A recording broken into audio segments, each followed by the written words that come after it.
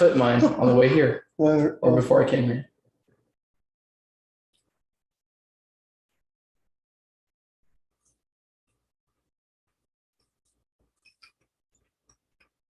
Okay. Now we're Gucci. Cool. Cool beans. Okay, let me share this thing. Is the video like lagged on YouTube? Yeah. How much? Like 10 seconds? All of it. All of it? That was like 5 seconds. Give me a sec.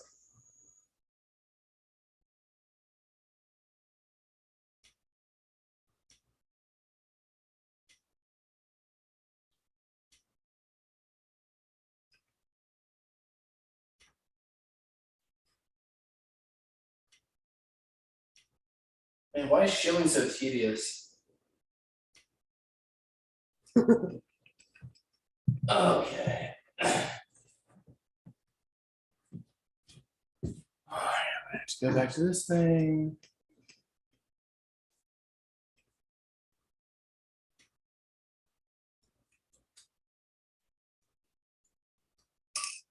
Record to the cloud. And are we rolling? We are, in fact, rolling. Sweet. All right. Well, let us commence the lovely interview. Salutations, Sat Stackers and Ken. You're listening to a truly pop open and another fruity beverage that hopefully I won't be disappointed by the taste. Got cheers, truly so. I know. Let's Cheers. start. Oh, Cheers. Okay, cheers. Boom. Cheers. Welcome to another episode of A Boy Named Sue. My name is, wow, I fucked up my intro already. So, salutations, Sat Stackers and Ken. You're listening to A Boy Named Sue. That's Mr. Sue to you, aka Phil Gibson, only on the Bitcoin Made Simple podcast network. Maybe the GME Made Simple for this edition. Made Simple. And I'm joined by my illustrious co-host / host as far as Twitter Spaces goes, Ben. I don't know your last name. It's just Ben. It's just Ben. It's just Ben. That makes things a bit more confusing in the army of Bens in the Bitcoin There's so many space. Ben Bitcoiners. There are. It's ridiculous. But yeah, dude, we're here. We're chilling. Yep. And we're here to talk about you. You are a very, very interesting specimen. Just going all in on GME. Yeah, dude. So. But you work in Bitcoin. So. Yeah. So Bitcoin is like, it's like the core of what I am for the long term. Mm-hmm. Like I so in like 2017 is when I started in crypto, and I got into the whole altcoining phase for a while. Like about like everyone else, I was like,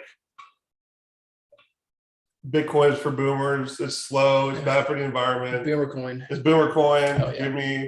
Give me all these other ones that are like, they have utility, bro. I say arguably boomers are bad for the environment more so than Bitcoin. Yes, that's correct. Very much so. So what I spent so long in that path for like a few years, I made like a crypto blog on this site called PublishOX. So I was like super into that. And I don't know if there's anyone in the space yet, but this is like where I am at odds with the GME folks, because I just don't think that crypto is going to be successful. And I like, after several years in it, that's just kind of the consensus I came to. And it's interesting. By crypto, what do you mean by crypto? Like all the altcoins. Okay. I'm a pretty heavy BTC maxi lean. So that is just the consensus that I came to from my years in it. And, you know, talking to guys like you and Luke and everyone on Space has actually really helped on that, because that was sort of the decider for me, honestly. Yeah. It's like when I got to go and ask those questions to people, and Twitter is like an awesome place for discourse, and like Space has really helped that. So yeah, that's where I'm at, dude. Yeah, I think that's pretty much in the last 2 years, like social media has been the only method of education on all this shit. And that's how people become their own like financial gurus and end up having their own newsletter or whatever. But yeah, Twitter is so awesome because like with all of its flaws, it like is an awesome place to just get all the ideas out there. And This is not as bad as I thought it'd be. it's pretty good, right? It's not like it's it works. It works. We got beers in there too if you want to later. I'm not a beer guy.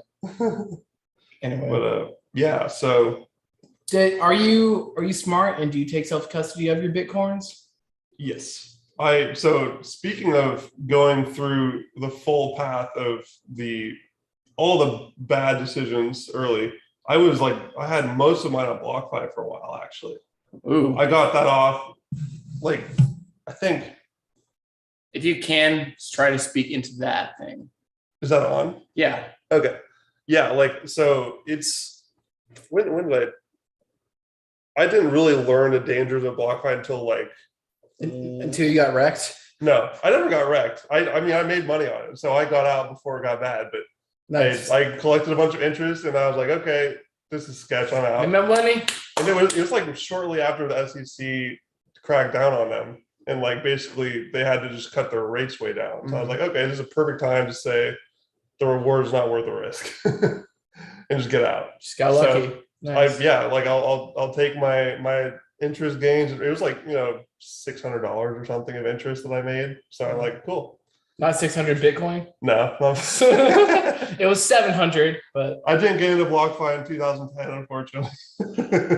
No, because I'm alluding to the story where their support people like screwed up and accidentally sent someone 700 Bitcoin instead of $700, I think. Yeah. Yeah.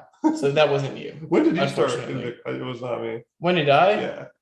Yeah. End of 2019. I was already on the libertarian path and I swerved going down the Bcash path because that was like the narrative. It was more libertarian and the Bitcoin core maxis are communists and they won't let a free market of money happen, where that wasn't the case at all. Like Bitcoin had already won and the market has determined that, and it's just a sound protocol.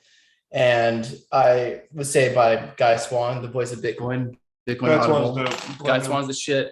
I trust that man with my life and my car because he drove me, his brother, and shout out Katie the Russian back from one of the dinners at Big Flop Boom 2 years ago now. And he was a deity and that was cool. So good guy. Cool, man. Guy's a good guy. But yeah, I basically came from like the sound money aspect of all of it. And I'm still here for the ride and scooping up sats at a opportune buying opportunity. So you started at the end goal already. Like you were in it for the sound money from day one. Yeah. So we had very different starting points. I mean, I was in it because I'm like, oh, this is like secret money that the government can't tax or take away from me. Like, fuck yeah. And plus I had the customer journey like experience moment when I was trying to buy a VPN because I was going to buy a VPN to buy a bunch of like shit coins because I wanted like a basket of like crypto commodities to protect myself from like when the fiat apocalypse happened. But that was completely stupid because like reasons, obviously. You should only have like Bitcoin to survive. But I'm like, okay, well, I was told I need to go on Binance, but I can't access that because I'm in the States, so I need a VPN to hide my shit, whatever. Luckily, I didn't go through and make a bunch of terrible mistakes and buy a bunch of shit coins. But anyway, I went to like NordVPN and it wouldn't accept my credit card or debit card because my credit union thought VPNs were a no-no item.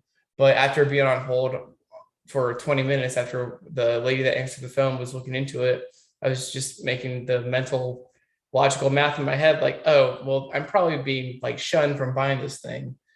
And, whether it's like a dark web product, whatever the reason. But essentially 20 minutes later, lady comes back. She's like, yeah, that's probably it. You need to contact your branch. I'm like, fuck that. No, this is my money. It should be working. And I saw that there were crypto payment options. But I was like, well, I'm going to end up buying Bitcoin anyway to like use as the reserve asset to buy all these other shit coins. So yeah, I'm going to buy Bitcoin. I just went on Cash App, bought like 100 whatever dollars worth for my VPN and then some just for extra. And it was just like that, like your money worked. and it was incredible.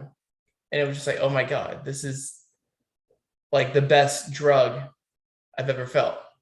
Just that autonomy, that feeling that, oh, I can do this thing, buy whatever I want without asking for permission. And it was just the whole engraved into my mind, like Bitcoin is fuck you money for that very reason. And I mean, that was, I needed to feel that. I didn't have like a Silk Road experience, but that was close enough.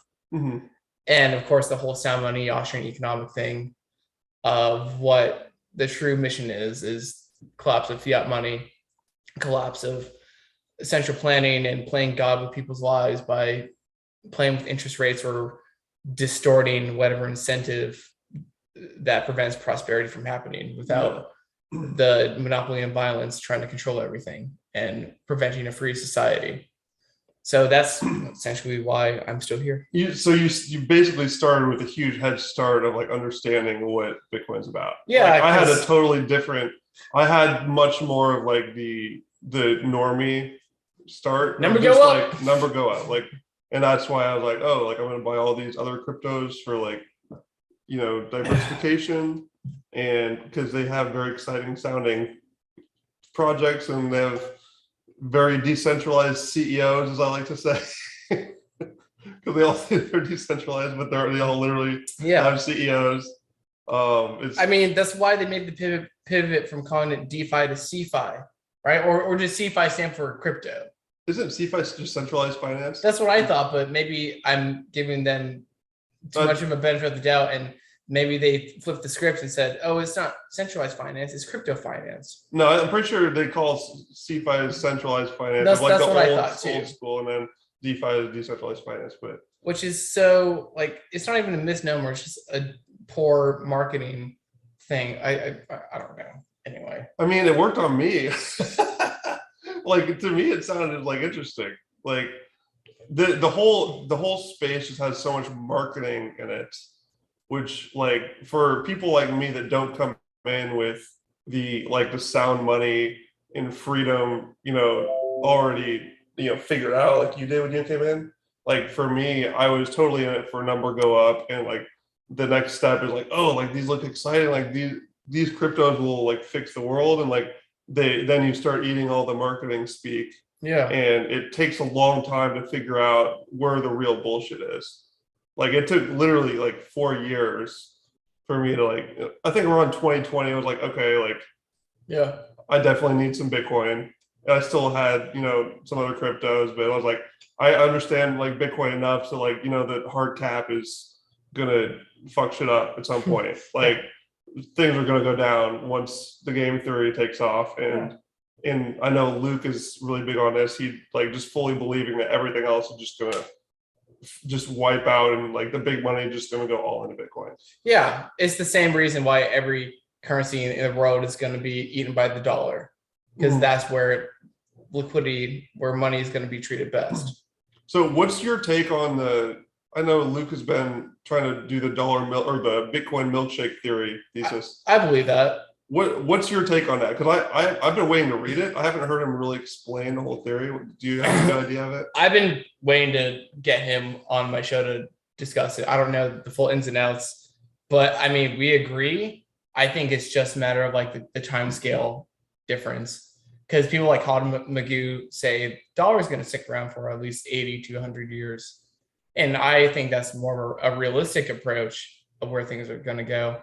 And again, I'm going to have to crack open Luke's brain of why he thinks this could happen in 10 years. 10 years, of really the next 2 years, I think you're going to see a complete re-engineering of the monetary system, even like on fiat, and it's going to be built on crypto or whatever. But we're seeing this bifurcation of, honestly, we're seeing the Russian ruble becoming the reserve currency of Eurasia, or the global south. You know? And you think that the ruble could do that because they have so much energy resources that they just have more they like to flop on a table? Like Putin's not like an Austrian economist, but then again, if you follow the definition that Seyfedin says what Austrian economics is basically just economics. And like people making the most rational economic decision that's going to be in their favor.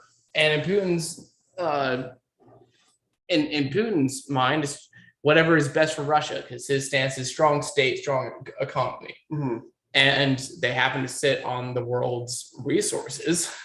And so you're gonna make you trade in rubles and nothing else, because they've been just tired of being fucked around with sanctions. And there was the attack on the Russian ruble in 2014 where they crashed it. Well, now the entire world needs commodities of all sorts, especially oil, because oil is like the reserve asset of the world, and everything is not a derivative of it, but the success of prices and price stability kind of is dependent on energy. And so if not rubles, they're probably gonna they also said you can trade us in rubles or gold, and you're stupid to think that they're not mining Bitcoin, because if they have the marginal cost of energy, like the cheapest place on earth to ever get oil, they're probably mining Bitcoin for free. They might even say, hey, pay us in Bitcoin. How many governments or like states in general, or nation states, do you think are mining Bitcoin completely in silence? Do you think it's going on all over the place, or do you? I'm 50-50, because maybe some of them are so, I guess, legacy minded to where they don't want to touch it. But then again, we had coincidentally, like the week before the Davos meeting last month, you had Bukele have like 40 representatives of like 40 different countries come learn about Bitcoin, like what they're doing in El Salvador. I forgot that was right before Davos. Yeah, dude, like it was a major like global like fuck you to Davos that Bukele did. So, I mean, I think it's conservative to say that 50% of the nations are mining Bitcoin. And there's also the Oslo Freedom Forum, which is like, there's like multiple. It seems like there's a bunch of these other gatherings kind of coming up as like a collective fuck you to Davos. Yeah, pretty much. So that's pretty cool. I mean, it's pretty clear that I haven't, actually. I still haven't actually watched any of the. I don't even know if they stream it or whatever, but I haven't watched. Probably there's videos on there. Yeah, it'd be interesting to actually look and see like how they're presented, to see like how like on the inside how it's different. Yeah, but yeah, it is cool to see. I mean, there's definitely just like these teams. Like, this is one of the things I was curious to ask you, because listening to the podcast I did with Tom Luongo, it's like there's so much covered there. But the question I have is like, what are the teams that you see on this like chessboard? Yeah, so it's basically Team Davos, which is World Economic Forum, Klaus Schwab, which the World Economic Forum was not called World Economic Forum, was called like the European. I don't know. I just interviewed Ansel Linder a couple weeks ago, who did an entire episode on his show about this. But essentially, this kind of primer to creating like a new world order global thing was put together by Henry Kissinger, and then it became the World Economic Forum like we understand it today. But it's basically just old European money oligarchs that, as I told you earlier, and as Tom says, they want the colonies back. They want the United States back. They don't want American independence. I think your lady's here. To be in is like to be under Britain again. Is that right? Or just like Europe. I mean, the EU, the Euro, like they basically want globalism. They want you to own nothing to be happy. And they're just central planners that are power hungry. Yeah. And it's not even about like, it's about money, but it's also just having people talk about these Davos or Atlantis, whatever you want to call them, the elites, the world elites wanting a golden billion. They want 1 billion people on the world. And they want to cut it down to 1 million. Yeah, I think your ladies here. Let's go. So they want the global million, the million elites ruling over them. It makes sense, yeah. Hey, we're busy right now, bro. Sorry. She's not here right now. Though. You gonna go for a walk? I would text her, but she's gone. So my neighbors.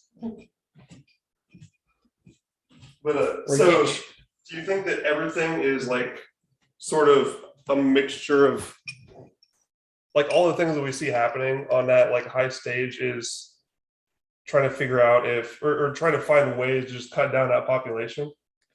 Slowly but surely. Because So, you said one, you so said I, 1 billion. You think they want it to be 1 billion? I mean, that's just like, that's not really me addressing your main question. Like, who are the teams here? Yeah. Let's go You have Team Davos. I explained who that is. Just old European money. Eugenicists wanted to control population and world resources, and they want to use decentralized technology to achieve their centralized means. And central planning always fails. And essentially, they're just like European commies that want to rule over people.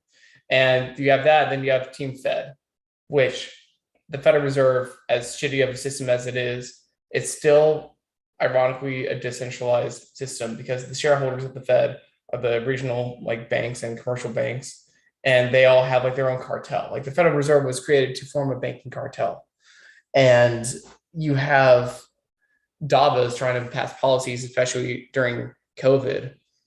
You had the CARES Act, which basically allowed non-financial players, basically anyone that's not a bank, to have the same access to the Fed window as the banks had. So that's why you have people like Vanguard or BlackRock basically undercutting the banks. Because usually when treasury bonds are issued, 50% are scooped up by the banks, and the rest is like private investment or foreign investment. And when you have these larger players come in and undercut the financial power that the banks wield, then you are threatening. If there's a global cabal of mafia, everybody in the mafia is going to get along until someone steps on their toes, and their incentive structure, their golden goose gets slaughtered, and that golden goose no longer allows them to scoop up the golden eggs anymore. And so that's what you have, because Davos wants to destroy the concept of like nation states, because any nation that tries to be sovereign goes against this whole global homo agenda. Global homo means like global homogeny, not homosexual. But with Davos and their progressive leanings, might as well be homosexual. But essentially, you have them trying to get rid of the idea of nation states and sovereign nations and have this global homo agenda, and they feel threatened by anyone that goes against that. And what they want to do is take back economic control, have that based out of Europe, have a CBDC issue from the IMF, and like central banks around the region, like you and I would have accounts at the Fed. And I don't think that happens, and I don't think that scales. And when you have a CBDC like that, that completely cuts out the power and control that the commercial and regional banks have, because they make their power. I mean, they maintain their power and have their wealth, and have that money transmission mechanism where they're creating money by issuing loans. When you have a CBDC top down, that gets rid of them entirely.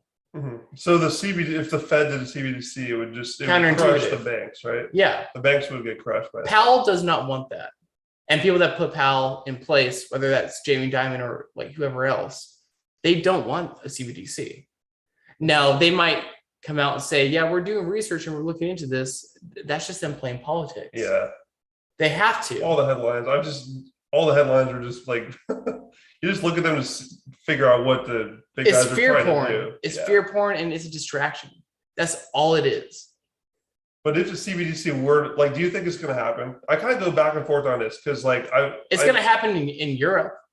In Europe, you think it'll happen? For sure. It's going to happen in Canada, and whatever remaining idea of capitalism from America as we know it will be the last thing like standing as like a bastion of freedom. And again, this is not me humping the leg of the Fed. I wrote a song called "End the Fed." Like it's my pinned tweet. Central planning always fails. Yeah. But for the short midterm, I would rather end up on the side of the Federal Reserve, basically destroying the euro and what Davos wants. Again, they're the team that wants you to own nothing and be happy. And that's why Powell is your pal. Yeah, Powell is my pal. Exactly. And saying that kind of shit just irks people that vehemently disagree, because they just haven't stepped back to look at the nuance of everything that's going on. That's how big it is. Yeah. Yeah, I mean, it's not really that it's that big, but just following like Luongo, it comes down to, I mean, breaking up into those two sections, Team Fed and Team Davos, and you can get granular with who those people are. But at the end of the day, they're both central planners. Davos is more commie, and basically the Fed wants to maintain its control. But even like Gilbert, because even Powell came out and said, there's room on this planet to have more than one reserve currency.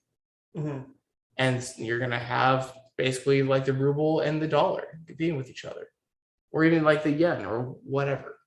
I'm under the belief that China is just a paper tiger, and they kind of are going to be reliant on Russia to like maintain their strength. But then again, you know, they've both China and Russia have been around for like centuries longer than the US, and just like how they think strategically and everything, like they're in this for the long haul. And all these neocons that think that Russia is incompetent through this war and everything, I think that is just like Western hubris, and they don't know what they've gotten themselves into, or it's more that they know what they've gotten themselves into, and they're being pushed into a corner and are panicking to where they might even go the nuclear option, literally. So with the Davos and Fed sort of clashing, as you're talking about, how does that affect like the Fed rate policies and like what they're actually doing? So the Fed rate policies, because they want a strong dollar, right? Yeah. So the Fed rate policies is just the Fed's reaction to the European Union, because when they raise rates, it basically makes their dollar denominated debt more expensive. And that's basically how you choke out Davos. Like raising rates is a margin call on the entire European Union. And what this comes down to is a battle of capital flight. Davos wants to embarrass the United States to where people are scared to invest their capital there. So that's why you see embarrassing policies like how we pulled out of Afghanistan. That was a bad look on us. How they have these crazy leftist progressives indoctrinate the youth in higher education through whether it be critical race theory or tranny policies or all this stuff. You think Davos is doing that? Yeah, that's how you it's an economic war behind the scenes, but on the surface you need to corrode the culture and cause chaos. This is what we were talking about off camera. Leftism is complete chaos. On the right, you have order. I don't know if I agree with that. I feel like it took me a while to agree with it. I'm a believer that both like the entire left versus right thing is just like a huge distraction. Well, it is on the surface as well, but again,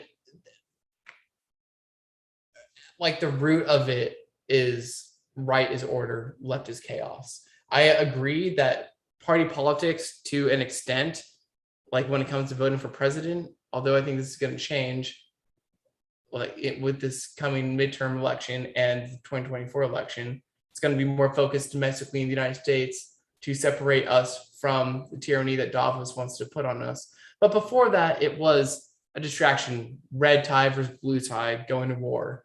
And what the main issue is monetary policy and fiat money and the corrosion of incentives. And party politics and politicians are just so high time preference, wanting to get reelected. But still, I think that even people on both sides are coming to the realization that we are better off having manufacturing come back to the United States, having a strong dollar. And not everybody, even on the left, I don't want to speak for the majority of people on the left, but not everybody in both political camps are along for this new world order agenda. And I know that sounds like too optimistic, but I think there's a lot of fear porn and doomsday stuff. There's a ton that people clutch onto because it's so easy to just say, oh, there's a global cabal that hates society, which is true. But again, this goes back to the nuance of Team Fed versus Team Davos and where people's incentives align. And so which path are you going to choose? Are you going to live in the pod and eat the bugs under Davos?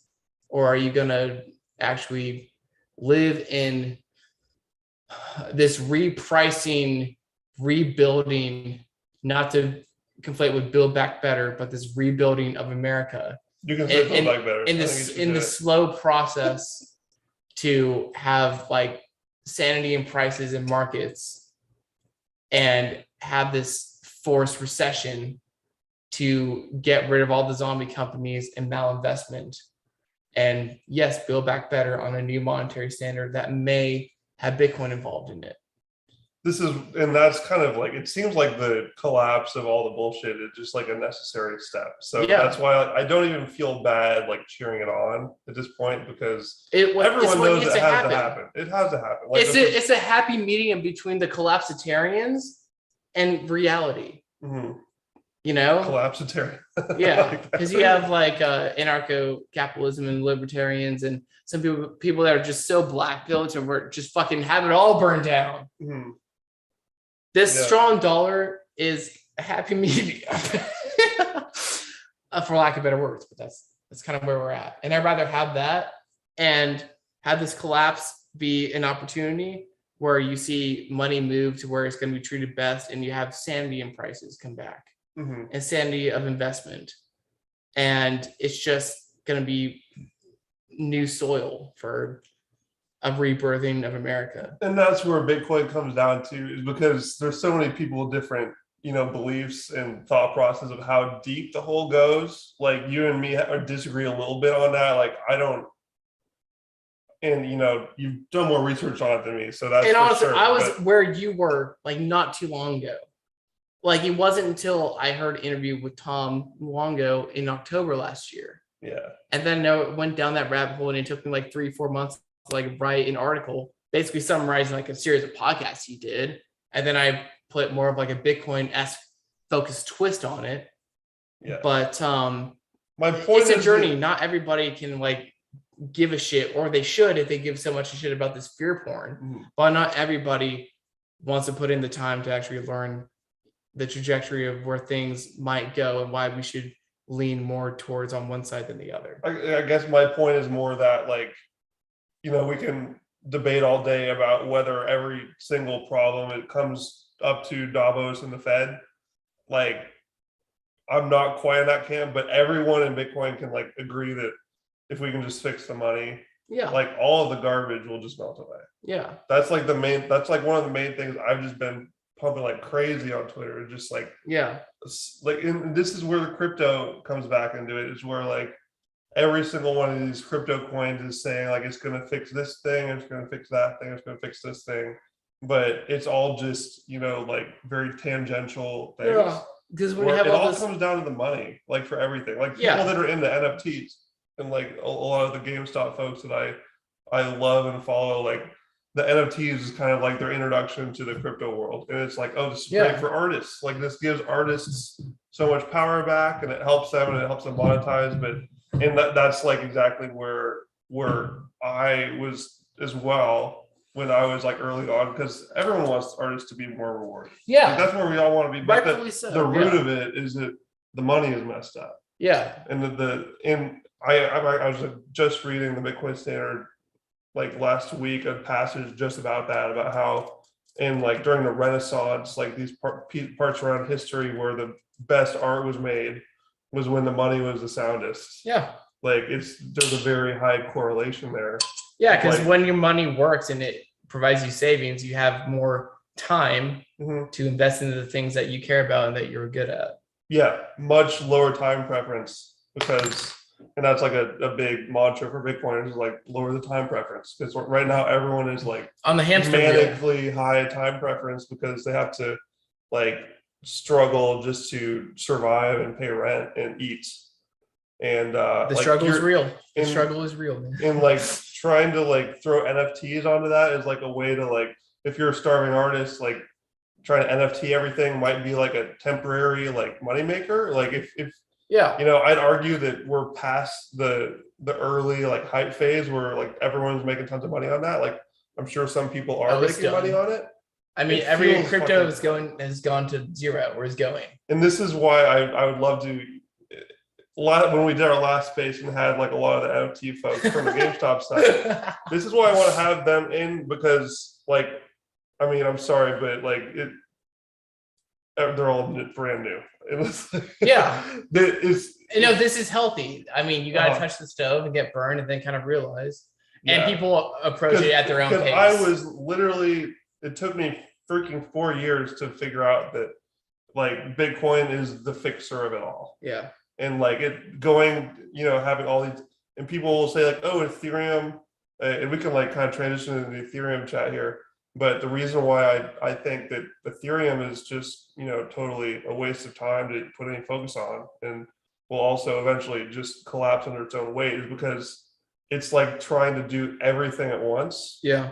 Like it's trying to completely avoid trade-offs. It's got too many narratives behind it. There is no unification at all in the community, and there's so many issues. Like I saw a thread because yesterday, you can express yourself and do whatever you want in magical Ethereum crypto land, and they package it as if that's like a plus, that you can do anything on there and like anything be done on it. But one, like the technologically, that's extremely inhibiting, because the block sizes are so big. Like it's impossible for people to run nodes, so it gets completely centralized up to Infura and Amazon Web Services. So technologically that isn't viable. And two, like having unification in the community, and like this is a very community-based thing, like having a strong backbone presence is huge. Bitcoiners are completely focused on sound money. Yeah. Like that's it. It's very simple, it's very straightforward, they're not budging. Yeah. But everyone in Ethereum wants something different. Yeah. And you know, as much as they say that makes it like a thriving, diverse ecosystem, like that's not going to work when it hits the fan. That's chaos. Yeah. That is leftist chaos. And it's also leftist Devosian chaos, because where does stakeholder capitalism come from? It comes from Klaus Schwab and all the people and theorists that he read.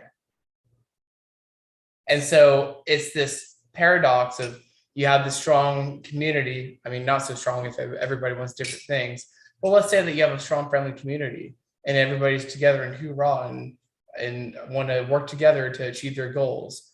Great. But when you have stakeholder capitalism behind it that doesn't actually let people achieve that, then it's just set up for failure and they're just pawns. I don't see how it's like a left or right thing. Like, I just don't see that anywhere in this. That's something that we are just like on different spots on. Cause like I see an equal amount of people, like it's just a matter of, I mean, how new they are to the crypto space. Just like deconstruct what you think, like don't think Democrat, Republican. It's just a new way of understanding like what does left mean. And it just means chaos.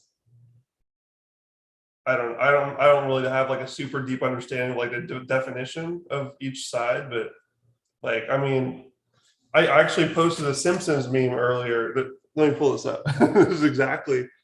I feel like it. I mean, they are like just constructs and like distractions. Yeah. But, I don't know. We don't need to talk more about this because we were jumping into Ethereum, but I want to jump into your whole GME thing. But if anyone wants to learn more about like why right is order and left is chaos, I'm open to learning, like reading about it. If there's like, I need to as well. Yeah. Like this is just ideas I've heard from podcasts of like interviewing the people who like founded these ideas. Mm-hmm. But the one guy to check out is Mencius Moldbug, and that's his pseudonym for Curtis Yarvin. And Curtis Yarvin is the guy that created Urbit, like this operating this OS. It's so late in the day. What the fuck is the S stand? Operating system? So operating system. Yeah. Basically like the separate operating system that is like in parallel to the internet as we know it, whatever. Just smart developer. But like started in the libertarian camp, and it's kind of funny. The further you go into libertarianism, the more you end up like Hoppe or like more right, and even Rothbard later in his life ended up in that area too, because he was temporarily siding with like the paleo conservatives, like oh my gosh, names is escaping me. We'll come back to that. Yeah. But I mean, there's no doubt I used to be like very hard left, but yeah, in the last couple of years, that has completely been like shaken up, and I'm just like nowhere now. I'm just like, I don't agree with any of these crazy people. Like, yeah. I don't agree with what the left is doing. I don't agree with what the right is doing. I just like Pat Buchanan is the guy's name. But yeah, my stance is basically just that it's really the top down, not the left right. No, it definitely is. But yeah. the top is using the left to deteriorate the culture, and I mean that's where all these social programs are coming from. Yeah, it seems like they're easier targets because they're soft and they're not as like. And that is the root of communism, which is leftism. Does that? Yeah, it usually starts there. I can definitely agree with you on that. It's like they are just much more susceptible to like propaganda and just being fed things. And that's why the top uses those leftist strategies to create the chaos, to control people, and once it deteriorates, they have them in their clutches. Mm-hmm. That's why they had the chaos. When you have this grassroots orderly thing, and order, like we talked about, dominance hierarchies are going to form like just through natural law and order, like the free market. Like you might have a municipality and you don't have a president or whatever the fuck you want to call it, even like monarchism, but essentially in these municipalities, someone's going to be the best at one thing, and then he'll have like administrators below that, and it's just like this natural like specialization of skills, and people will just come to a consensus somewhere into Bitcoin, like these are the rules, this is what works, if you don't like it, get out. But you have an order there, and arguably maybe you have a chaos, air quotes chaos, of it only comes out as chaos or like anarchy, because you have a variety of different municipalities to choose from that have their own natural organic orders. And so it's anarchy, and like without rulers, or like without one dominant ruler over all these municipalities, because that just doesn't scale. And that's why you have to have like leftist, like social welfare kind of things that are supposed to be like a one size fits all solution. And as we see that in the United States with our healthcare and like all these other social programs, social security, like that does not scale. Now, I think these social programs can scale at like a scalable level. And that's why you need to have multiple. And that's why what the biggest problem is that people don't have freedom of choice. Because like the only reason why we have the top-down social program like constructs that are so bloated and bureaucratic is because of the construct of democracy. And democracy has as one of these like posts like paleo anarchy conservative like dudes, Andrew from Popular Liberty, I think he coined that democracy itself has a low time preference for power, because under a democracy people might request more services, and you have to make a whole new like more not branches, just more facilities, industries, institutions, and that creates more bureaucracy. And you just have like these pockets and institutions of things that take care of these certain sectors of the government, and that happens over time, and it just kind of corrodes and corrupts the bureaucracy and the power that's there. And essentially all that corruption doesn't scale for everybody. And so again, I think that's just a consequence of what a democracy yields. Interesting. Yeah, I mean, there's a lot of weird shit going on. I know. Do you know Alex Svetsky? Do you follow him at all? He wrote an interesting article about like democracy sucks. We need meritocracy. Yeah, and like that's like the Hoppian. That's the Hoppian Safedine like quote unquote like monarchy order. But that's the same thing like having small municipalities and natural hierarchy, natural law and order, and like free market choice of freedom of association. Who's good at what job, and we're gonna live under this. And just like, I mean, the whole, I didn't really even understand what meritocracy was before reading that, of just like, you just have to, and maybe correct me if I'm wrong, it's been a while, but it's essentially like you need to earn your position. You don't get voted on. Yeah. It's literally based on who does what thing the best. Yeah. Like by a very tangible, measurable level. Yeah. And what better way to measure that than with Bitcoin? Yeah. Because you also can't just like buy your way in. Yeah. Now, I don't fully agree with that because you're always going to have corruption, right? You're always going to like buy someone off, and you're always going to have lobbyists or whatever. But I just feel like under a sound money standard, under something like Bitcoin, you have just shit in order.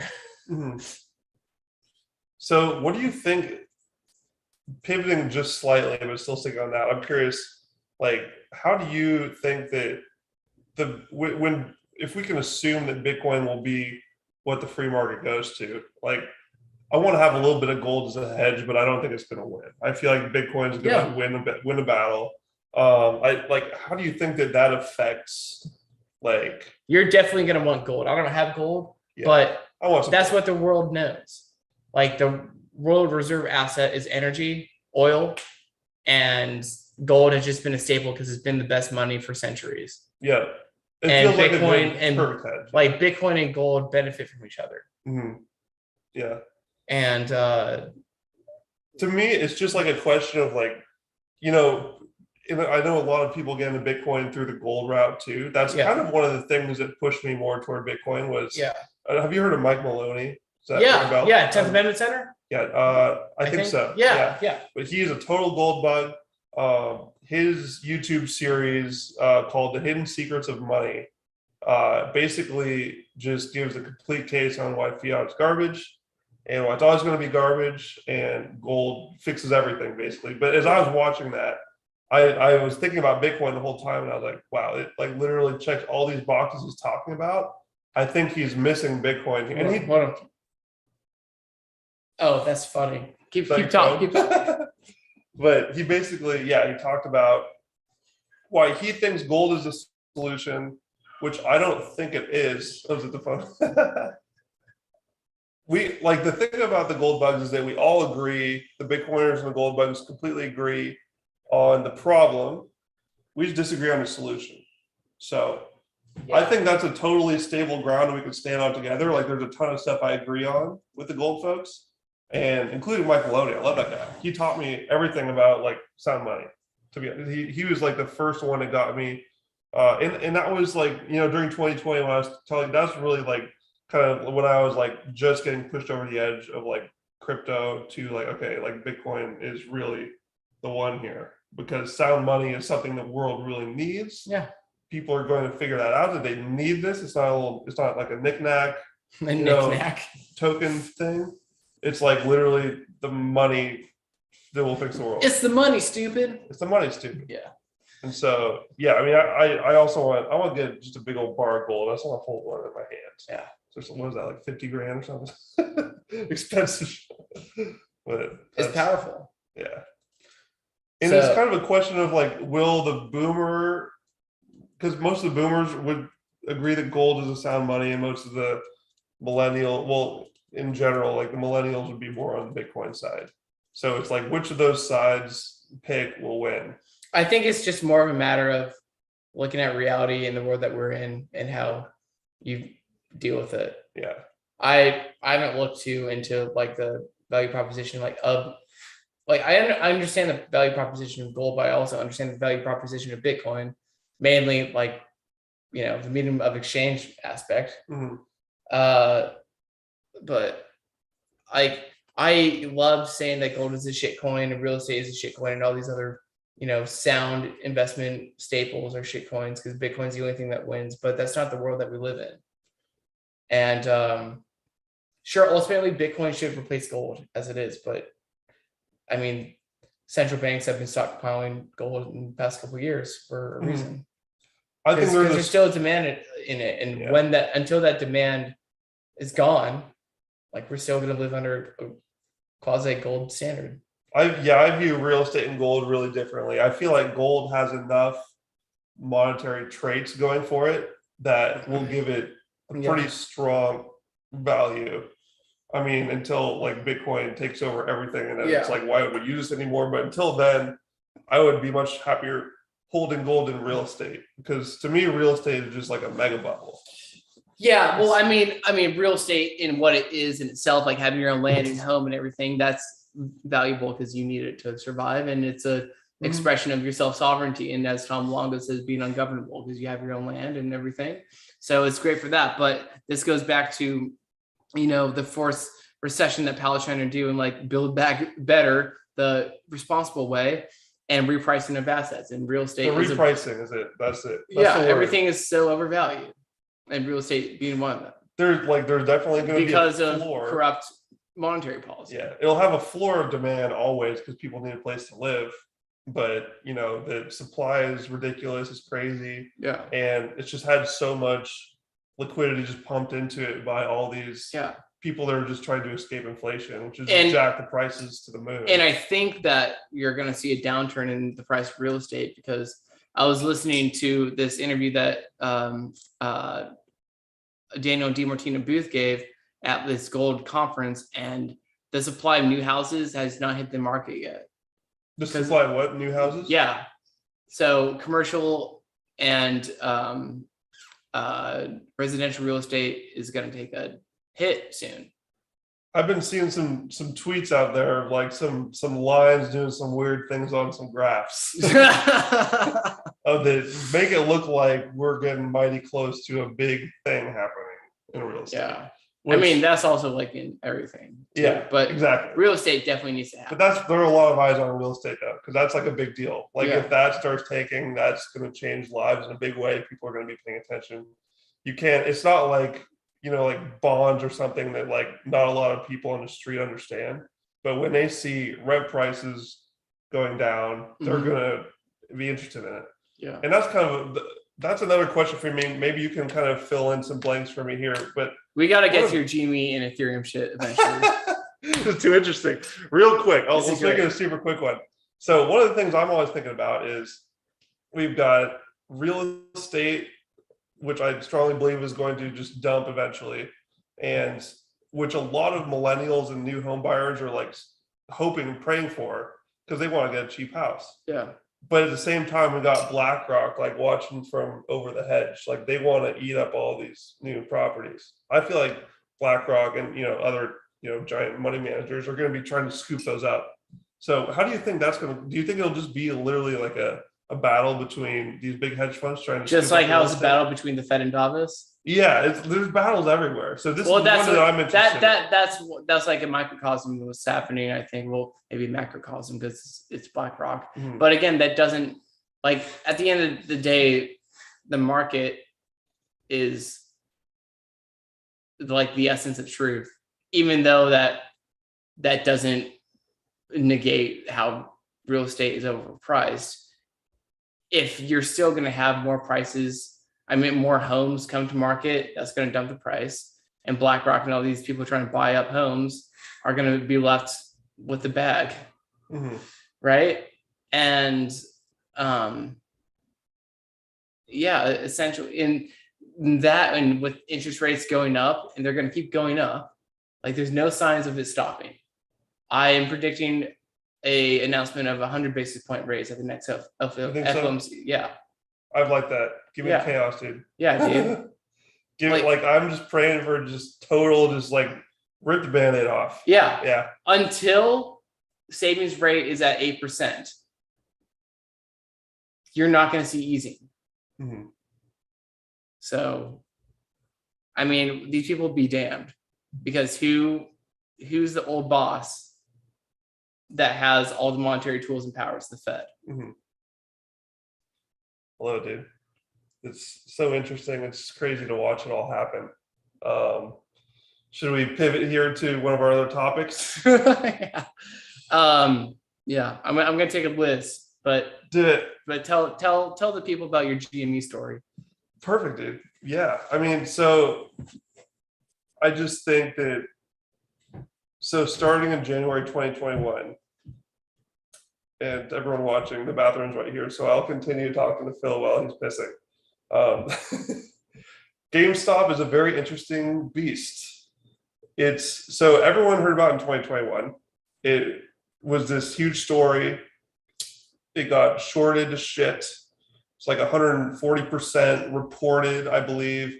And later on, lawsuits came out showing that it was 226% short, according to like lawsuit documents. And even those numbers are likely fudged because it's all just reported numbers. And there's so many ways that these like legacy institutions can just hide the truth everywhere. And so when it had its run up in January, that's what people call the sneeze, because these numbers that were retracted to 140%, 226%, whatever, those were all measured at the very end of January, like even beginning of February. I believe it was, I put this on my blog post, I think it was like early mid-February when that 226% number was pulled. But basically the numbers are just so high, it's like, it's fairy dust, it's Fugazi, because it's so high compared to like what other giant short interests are.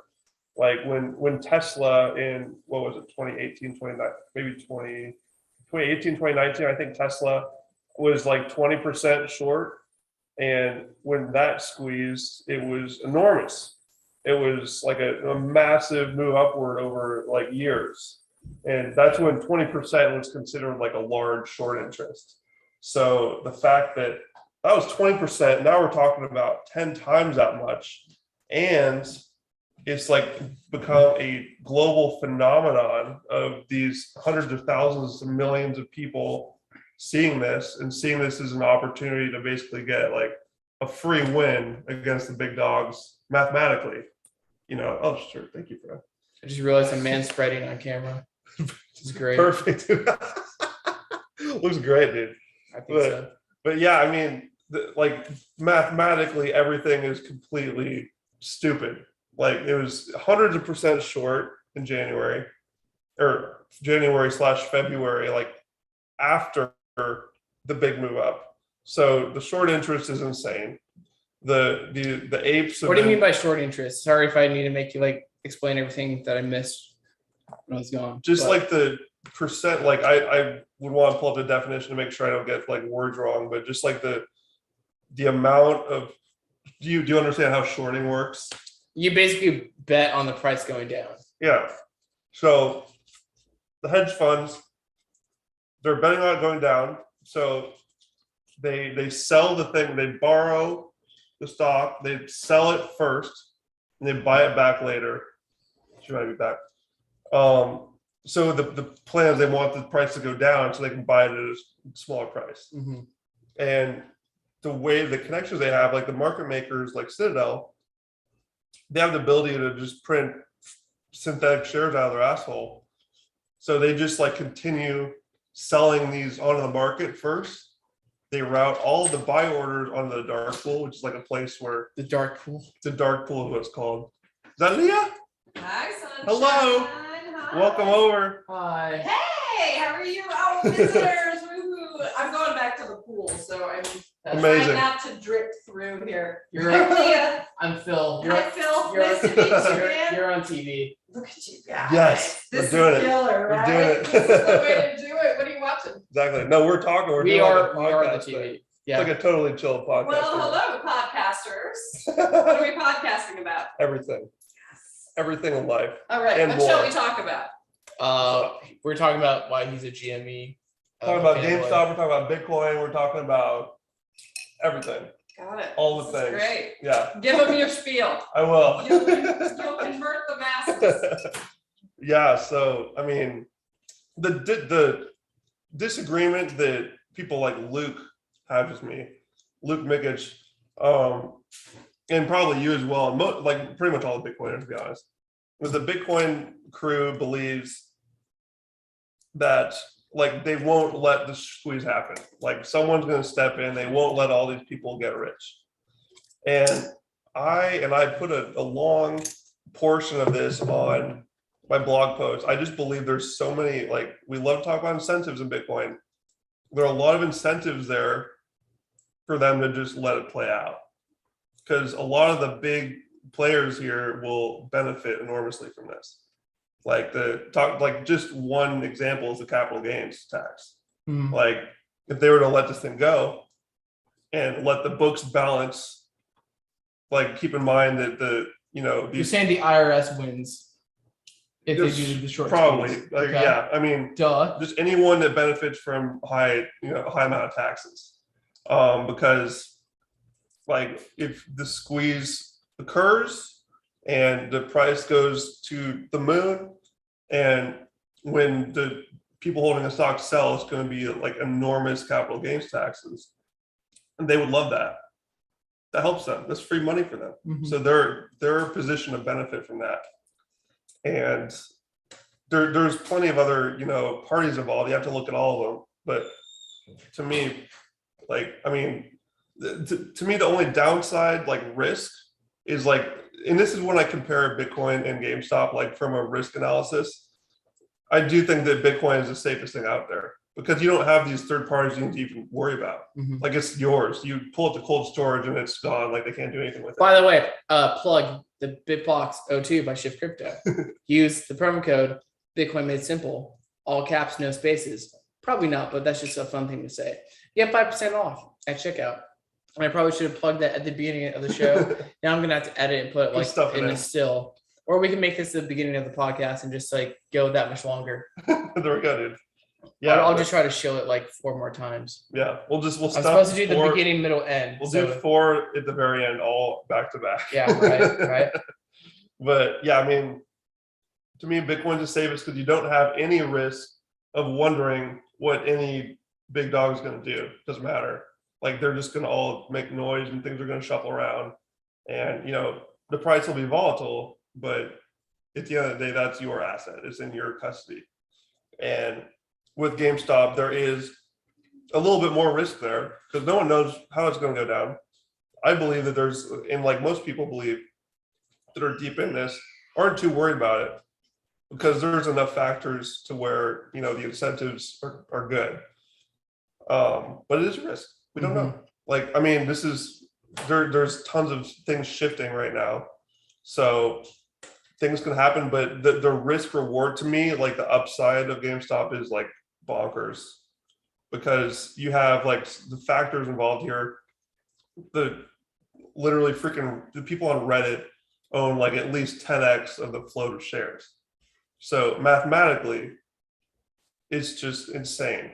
Like, they're going to hold on to this thing. If people don't account for how crazy Reddit is and how crazy these people are, like, they're literally not going to sell ever. So how much Reddit are just feds? I have no idea. This is another thing that. What if the feds are just there holding up the line and preventing it from happening? What do you mean? The feds holding the line? The feds are. What if the majority of Redditors are feds? They're not. I mean, this is Twitter and Reddit are such different beasts. Like, I've been on Reddit for many years, so it's a totally different language, totally different type of people there. And the thing about Reddit is that every user is anonymous. So, like, you have a very good idea that people are much more real on there. And you can make an argument that everyone on there is a fed, like, Russian spy, but like, when you spend, like, how much time have you spent on Reddit? Not much, but they're not completely anonymous though. It's not like 4chan, because I know 4chan for sure is anonymous, right? I mean, it's anonymous. I mean, some people use their names on there, but, like, it's just a different crowd. Like, it's much more of, like, a autism fueled, like, hive mind. I feel like I don't connect with people on Twitter very well because maybe I'm more of a Redditor and I don't know. You'd do great on Reddit. You would thrive on Reddit because, like, that's where the weirdos go to play. I feel like that's why I love it. Maybe it's just I have a Twitter bias, and I've met most of my friends on Twitter because it's easier because, like, it's pseudo-anonymous, but you can still meet up and, well, I don't know. You still have the choice, but I feel like the hype around Reddit died down. But again, We'll see. I was never a Redditor. I mean, Is the community like as thriving as Twitter? it's Are just there totally numbers different. out there? I'm sure that the numbers would be interesting. I think they both got to be in the top 15 websites in the world. So I'm not sure what the user count is, but I mean the total population of Reddit as a whole is kind of irrelevant because it's made up of these communities on there. You know how that works? Like there's subreddits. So like I was part of it. The GameStop subreddit, the main one now is Superstock, r/Superstock. Yeah. It has like 800,000 people. Yeah. And those are, sure we can, debate how many of those are like not real people because anyone can make an account. So you have to account for some of that. But on the flip side, like I think only 10% of people that use Reddit have an account. So way more people visit and read that site and like learn from it than have accounts. Active. So I think there's actually a lot more of lopsided people to the people that are active in the community, or at least view it constantly, don't have an account. So that number is a little bit of a wild card, but the gist of that rant is like the people of Reddit. I mean, there's a reason why Reddit is what started the whole GameStop story in January 21, is because they are so efficient. It's such an efficient platform for getting the truth out of the noise. And like the upvoting system, the awarding system works really well. It's not perfect. There's questionable things here and there. Like there's questions all over the place of like, oh, could this have been planted? Could this be fake? Yeah. But nothing's perfect. Just accept that. Like to me, it's like a platform that's ultra efficient at like just getting shit done and like getting down to the truth of the matter and building conviction on a massive scale. And all of these people who are like the freaking veterans of GameStop at this point have been it for a year and a half, being called crazy absolutely everywhere. Like me, going into Bitcoin spaces and any people just give me all kinds of shit for being a GameStop, and I love it. Like these are the part of these people's personalities that they thrive in being weird and outsiders and not believed by anybody. And now we basically just gotta wait and see what happens, because the plan is very simple. They just like the stock, baby. They buy stock, they hold the stock. They're direct registering the stock in their names, which is, helping take away some of that risk. And it's just a matter of time until we get answers. I would be comfortable saying that this year, I don't know when, it could be. Yeah. The meme, when Moon Ben. The meme is MOAS is always next week. It's always tomorrow. MOAS stands for Mother of All Short Squeezes. No, it means MOAS. MOAS. But it's like it's always next week, dude. It's literally on Monday. It's 100% on Monday. Okay, I don't understand why that happens. It's because hold on. When the Fed keeps raising rates and makes cheap money inaccessible, I mean, sure, people with money won't be as affected by this, but again, like Redditors aren't fucking like rich, or maybe they are, they're just silent, but like they're plebs, right? Yeah, they're just like the Bitcoin plebs. We got the Reddit plebs and Bitcoin plebs. Okay. But there are some freaking whales out there. Like just it's similar to Bitcoin, where there's like right people of all levels. Yeah. Like literally last week, some guy who I've been friends with on Twitter for years, or over a year at this point, just posts a screenshot of his brokerage account and got like $6 million in GME. Like you see that quite regularly. People like these large whales have been in it since the beginning. They've been reading the due diligence, and they're convicted as fuck. And when this like the short hedge funds and all of the cabal people involved just continue kicking this can, because we're playing in their court for sure. Like that's the TradFi game. It's like you're playing in their court. The rules are definitely bent in a way to make things easy for them. Okay, so someone who like has never traded, what needs to happen for this to happen? So I mean, there's tons of different catalysts that could take it off. Let's start with this. Okay, people that own GameStop, the Redditors, they're long GameStop. Okay, the people on the other end that are short, that's how they like a lot of large institutions are shorting this thing to maintain or to guarantee that it doesn't move. Yeah. Well, no. So they can only kick the can at this point. Like the Redditors are holding all the power in their hands because they're holding the stock. And what the short side is doing is they just continue printing more shares to like flood the open market with sells to keep the price down. Wait, who keeps printing more shares? Because whoever is like CEO of GME is the one that prints the shares, right? No, it's like the market makers, like Citadel. Citadel they're like the ones that basically they're the puppet master of the whole market, essentially. So the thing about Citadel is they're a market maker and a hedge fund at the same time. They work like this conflicts of interest everywhere. Yeah. They can essentially, so they're short on this thing in the hedge fund, and on the market maker side, they can just pull all the strings to make it so they can continue pushing the can out. But at some point, the chickens will come home to roost. What is that point? What has to happen? So what incentivizes them to do the opposite of what they're doing? No, they're gonna keep doing that until they die. They're gonna do that until their last breath. But essentially, so how does GameStop moon on Monday? Because this precisely on Monday. Because at some point, I'll send you. So go to my blog post. I literally laid out everything there. It's kind of difficult to come up with everything on the spot, but in general, the easy answer to that is there's like a critical margin line where the collateral that they have is going to go to shit from the market. This is the theory, like the market dumping, like these institutions that are short on GameStop have a lot of longs as well. They're getting crushed by the recession.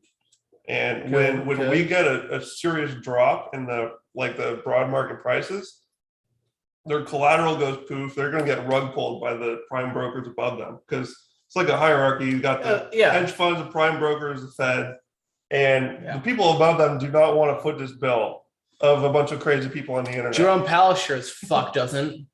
That's absolutely correct. I might get one GameStop now.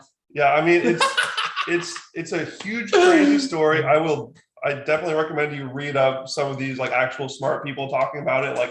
I'm just reading and just having my mind blown and just sharing this stuff around, and just it's crazy. It's crazy stuff. All the math checks out. Everything makes sense. And I have the documents. Dude. And it just sure seems like there's no way out for them. And the MOAS is inevitable, dude. MOAS is inevitable. Yeah.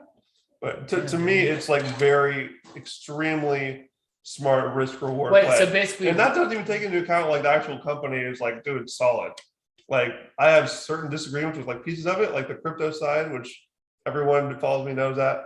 I'm the only freaking person in the whole community that thinks that putting a bunch of investment into Ethereum is a dumb idea. But Ethereum's going to stick around. Davos is going to make Ethereum Davos coin, or Ripple or something. But Ethereum's not going anywhere. Mm-hmm. They'll just keep twisting. It's too powerful. Yeah, it's got Lindy for what it's worth, and they're just going to keep twisting the narrative to keep it relevant. Yeah. But I think the Bitcoin maxis just are Bitcoin maxis, and they don't want anything else to succeed, because that means Bitcoin's not going to succeed, which is a very pussy ass bearish point of view as a Bitcoiner. If you think something like GME is going to threaten for the long term, maybe I'm putting words into their mouth, but it's aggravating. Yeah, I mean, they're two, the GameStop and the Bitcoin thing, they're two totally different arenas. To me, the Bitcoin is more so the phoenix that will rise from the ashes of whatever shit show's coming. Yeah. And we all know that there's just dumping in the future of everything, because the deleveraging of everything and the unraveling of this absolute monstrosity that's out there is going to fuck everything up. And I think that Bitcoin is going to dump with it. Yeah. Which is why I have a very rare point of view in Bitcoin. It's not going to dump as much. Yeah, I mean, who knows though? I'm definitely short-term bearish on Bitcoin, which is why I'm not buying it. No, this is why you should be buying in it. Bitcoin spaces. This is why you should be buying it. Are you waiting for 10K to buy more? Like, I don't know. I'm waiting. Like, I take every dude. week at a time, dude. Like, I'm not. There isn't a specific number. That should mean you should be DCAing every week. Disagree, because like when you look at the way things are set up right now, I think that GameStop is just a better risk reward For the short term. Short to medium. Like, I just think that the MOAS is staring us in the face. Mother of all short squeezes is right there. So why would you not be all in on that? And we'll cross the next bridge when we get there. Like, I think that I totally understand why the Bitcoiners think I'm insane for not being in Bitcoin right now more than any other time, because like it's clear that all the pieces are falling together for Bitcoin. It does make sense, but I don't have like cut and dry plans like this month I'm doing this, short term doing this. Like, I'm just sort of taking it as it comes, and we'll see if that totally blows up in my face.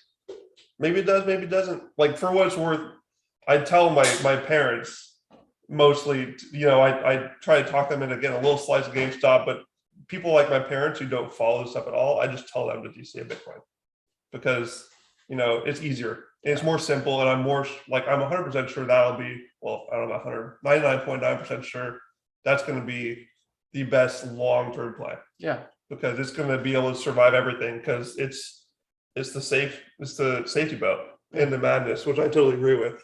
I'm taking risks. There's no doubt about that. Like, I'm definitely moving my risks around a little bit.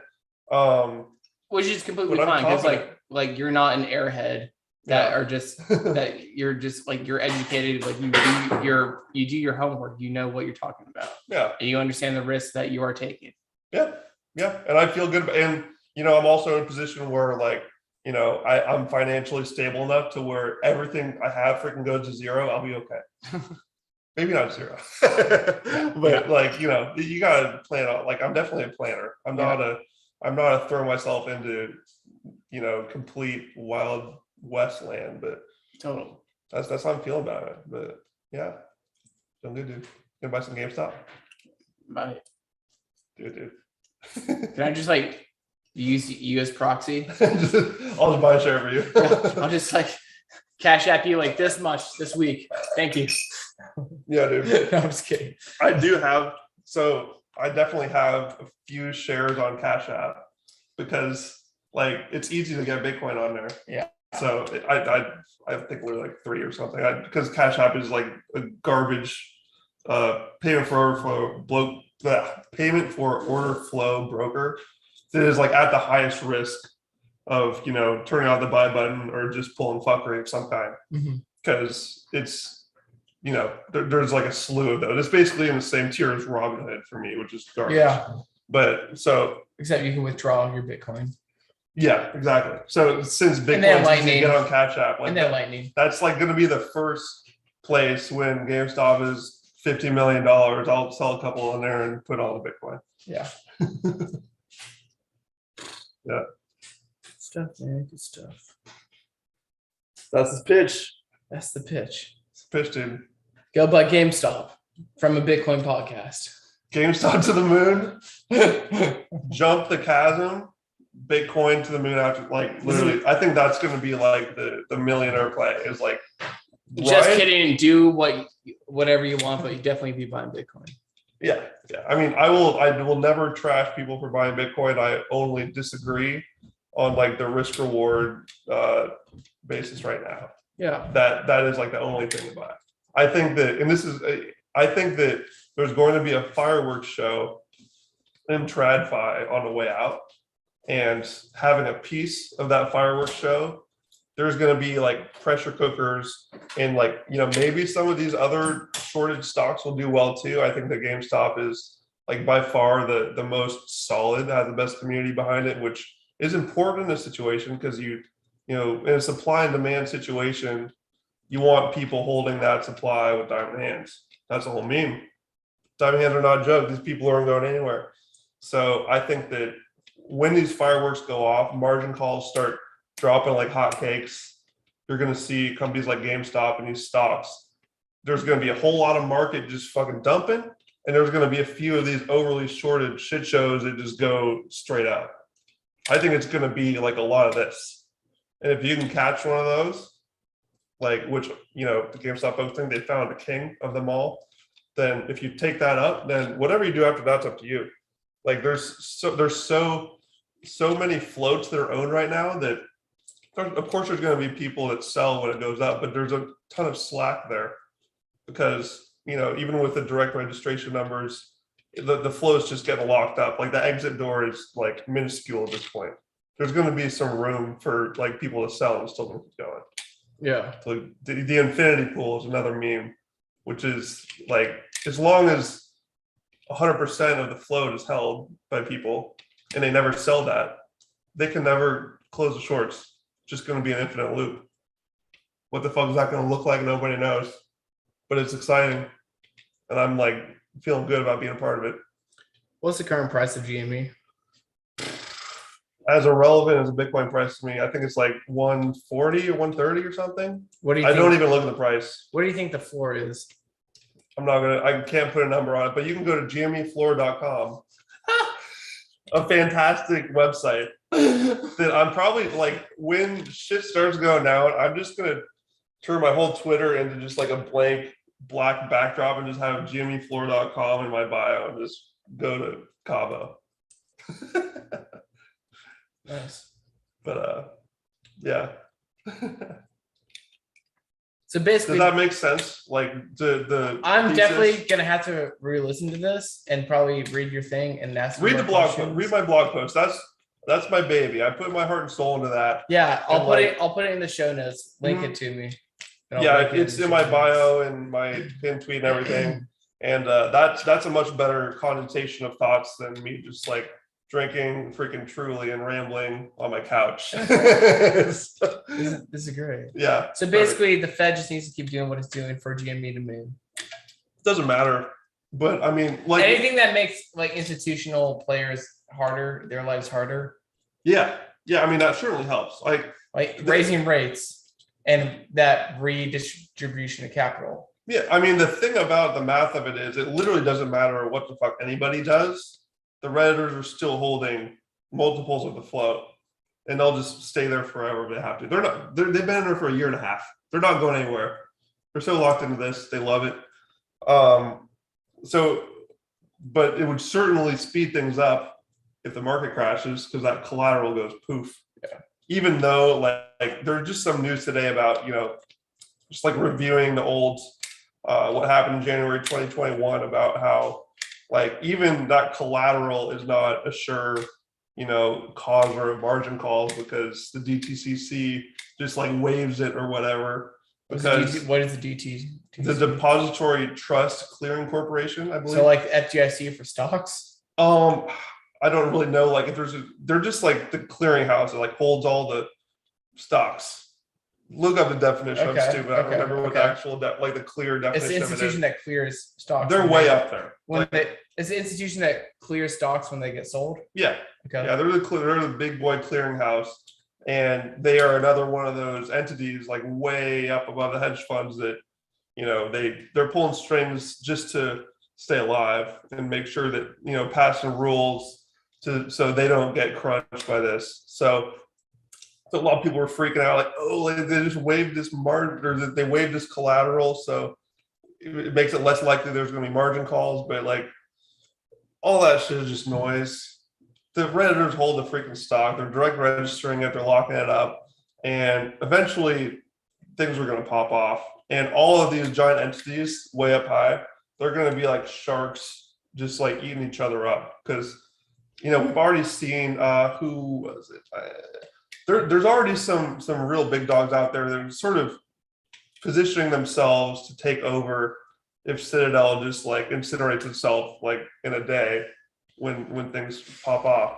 So I mean the big boys are going to eat each other up just like we were talking about on a lot of different stages. Like the big dogs are going to be just feasting on each other.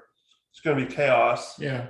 So if you're positioned in a strong play for when that goes down and things get nuts, you want to hold a piece of that because like the old algorithms they've all used for years and decades, they were built forever ago. They did not expect they're not built for Redditors, which is why they lost control of it in January 21. They didn't build anything to counter like a grassroots long hold revolution. Exactly. Yeah. And these are just algorithms, and the algorithms are built to like scare people and like naked short stocks that are, they basically just like deploy this thing onto like a stock that is in trouble. Like GameStop was a classic case. It was it was a brick and mortar store at one point in like the middle of the COVID lockdowns, and everything looked terrible for it. So it was a perfect target. So I mean, they'd actually been shorting it for years and years, but they just really poured it on back in like 2020 to 2021. So it looked like GameStop was doomed until Reddit jumped in and just bought up all its shares and just blew their whole game up. Because the way that shorting works, like I was telling you, they sell the stock first, they have to buy it back later. Yeah. Every short is a guaranteed future buyer. So they sold way more than even the float exists. That's where that short interest number comes in. The 226 So number the I more they mentioned, shorted, the more they sell, and that means the more GameStop longers the come more in. they have to buy up eventually. They could have to buy those back to close out the position. So that 226% is like they sold 226% of the total shares, more than 100%, like at least double. And like many people think the numbers are much bigger than that. But the fact that the Redditors came in, they would only have to buy up 100% of the shares and say like, cool, I got everything. I can just sit on my ass and I don't care what else happens because they have to buy these back from me. Mm-hmm. Come at me, bro. So that's where we're at. And a year and a half of kicking the can on this thing. You can look at the data on this. There's some great, much smarter people than me, more technical on Twitter that like monitor this exclusively of just the amount of short volume of like continuous shorting, like every single day, they're just shorting more and more and more. And there was a great post recently that brought up I tweeted this out. You can look at the amount of shorting going on at GameStop right now compared to all these other tech stocks like Apple and Tesla and Microsoft or whatever, and all of the other tech stocks and retail stocks, any type of stocks, they're just naturally coming down on these really red days. But GameStop, they're coming down less. They're actually holding up better, and they're just getting destroyed by shorts. They're just like throwing shorts on it like crazy. So like, why would they have to do that if the market's coming down? Like they need to try hard to keep it down. Yeah. Basically. Yeah. Yeah. Like they're putting in a lot of effort, a lot of money into keeping it held down, which just supports the thesis. They're just holding down like the most coiled spring of all time. It's a war of attrition. Yeah. And they're facing gamers that literally, and this is the most beautiful thing ever, it's freaking GameStop people. These people grew up playing video games, like playing against final bosses and was like never giving up, just continuously going back. Like they're not give you up. Yeah. They're not going to give up. All they have to do is buy the stock and just shit post about it on Reddit, and they love it. Like they welcome. And there's another theory out there that I love. I think is spot on. Is the Flappy stock. You play Flappy Bird, right? Yeah. Where like you can get hit by the pipes above, or you can get hit by the pipes below. So Ken Griffin and the short hedge funds are the little bird trying to navigate this pipe maze. If they let the price run too high, they get margin called by the prime brokers above them who say, game's up, buckwheat, like you don't have enough collateral for this anymore. We don't want to put this bill, so we're pulling the rug on you. And if they let the price go down too much, then the Redditors will just buy more and they get more power. They get more power for their money. Yeah. And when the hedge funds are forced to sell, that just gives more buying opportunity for more Redditors. Yeah.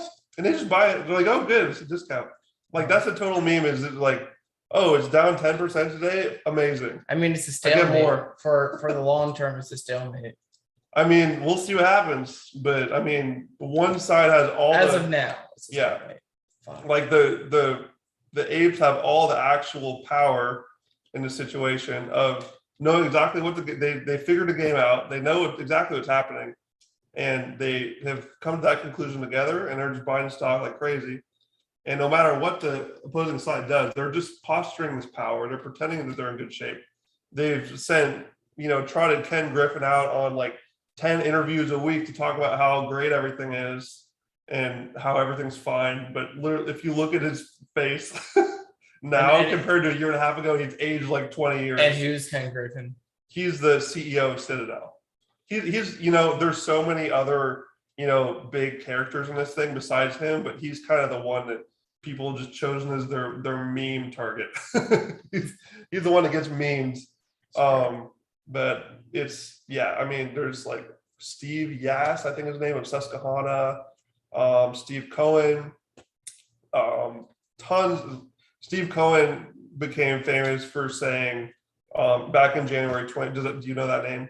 Steve Cohen. Just keep talking. He's back in when the sneeze happened in January 2021. Sneeze. We call it the sneeze. It wasn't the squeeze. Everyone thinks it's a squeeze, but it was a sneeze. Steve Cohen comes out after the Robinhood turned off the buy button, and all these brokers turned the buy button off, and they just like dump more shorts on it to push it down and make it look like the squeeze was all done and go home now. Stevie Cohen comes out and says like, darn, trading is a tough game, isn't it, kids? Basically on Twitter, and it's just like totally, condescending and everything that these people say just pours more fuel on the fire. And like it took Reddit about 2 weeks to figure out that was totally faked.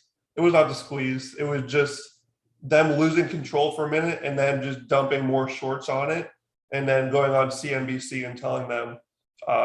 You can like look at these old headlines. CNBC literally said, "Oh, Melvin covered their positions. It's all over, guys." But you look at the data, completely false. They may have used swaps and options and all this fuckery just to move it around, pass the puck to somebody else. And as far as that goes, I linked a bunch of posts in my blog post that go over that much more in depth. So that's that. Feeling good about the play.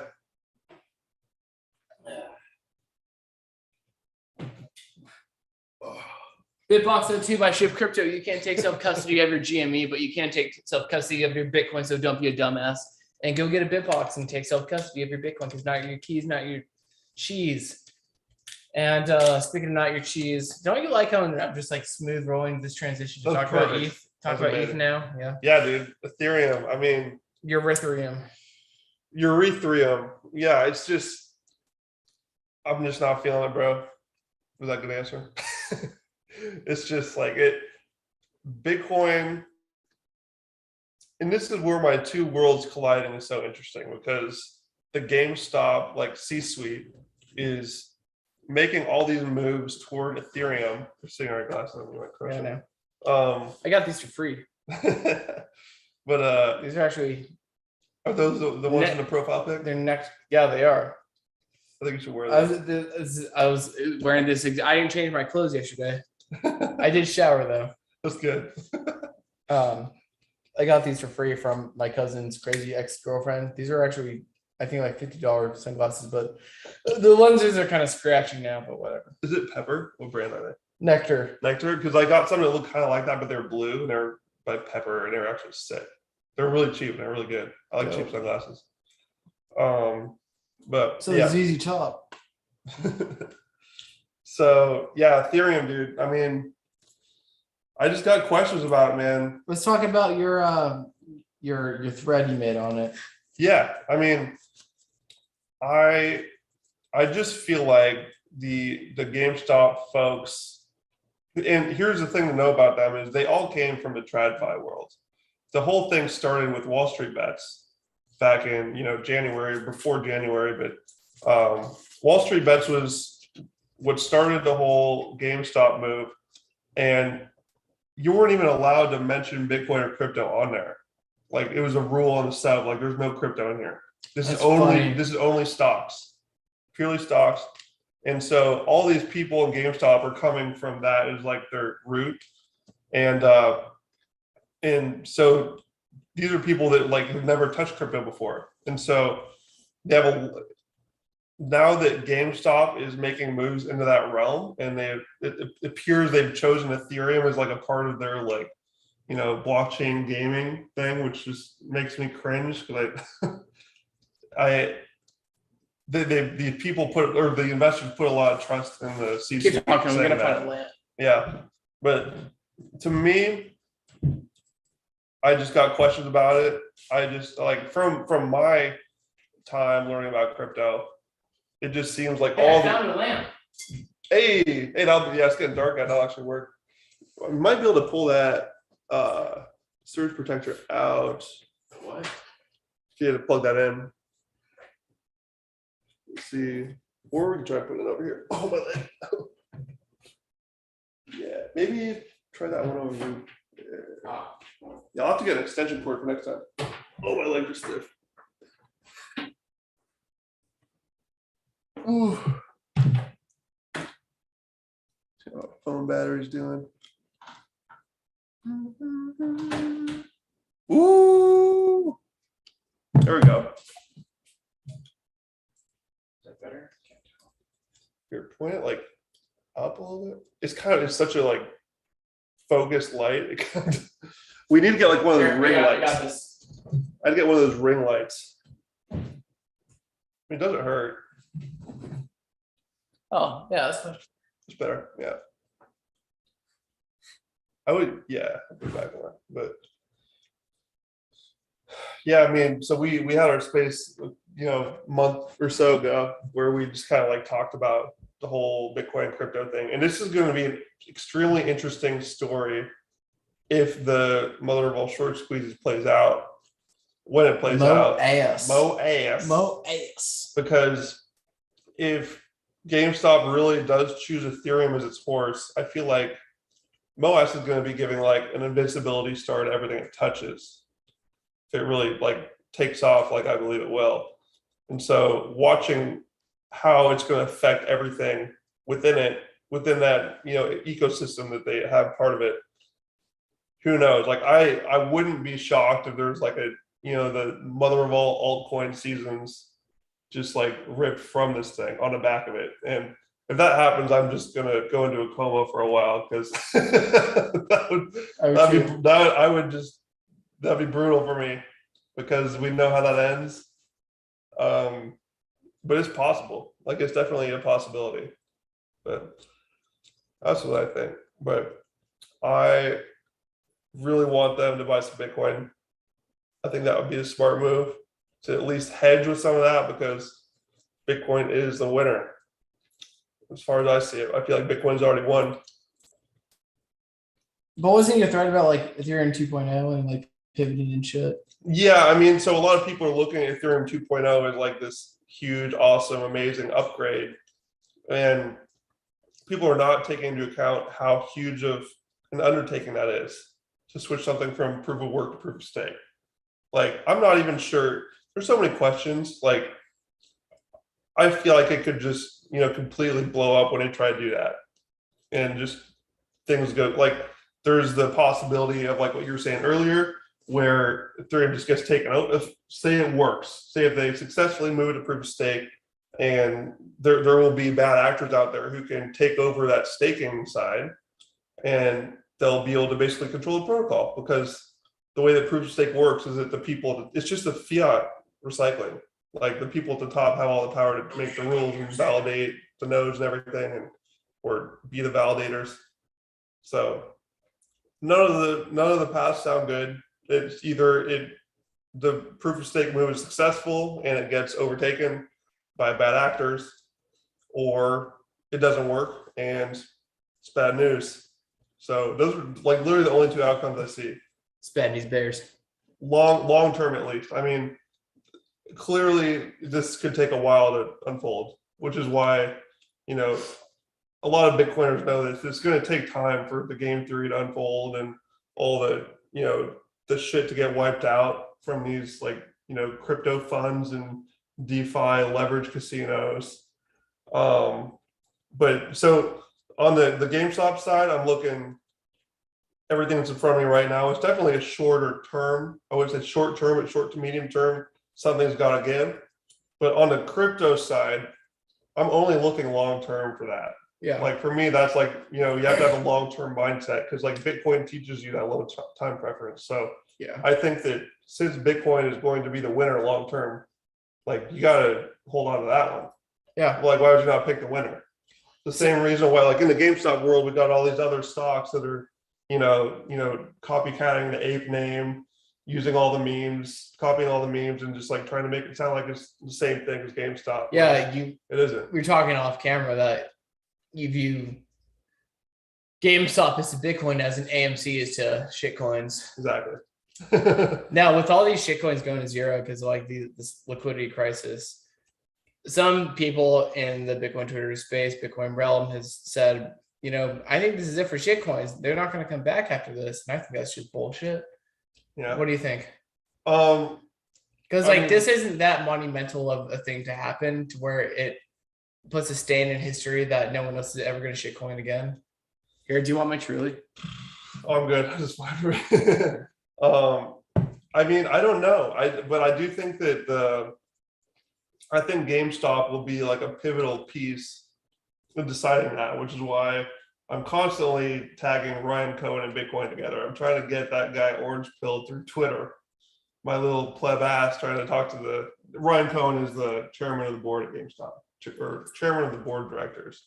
So he's basically like the head honcho that makes the calls. So I think that I've made the claim over a year ago. I think he's going to be the richest man in the world at some point because he's a stud. He's super smart, young billionaire entrepreneur, sharp as hell. Have you heard of Chewy, the company, the pet food company? Yeah. He's the founder of Chewy. Oh.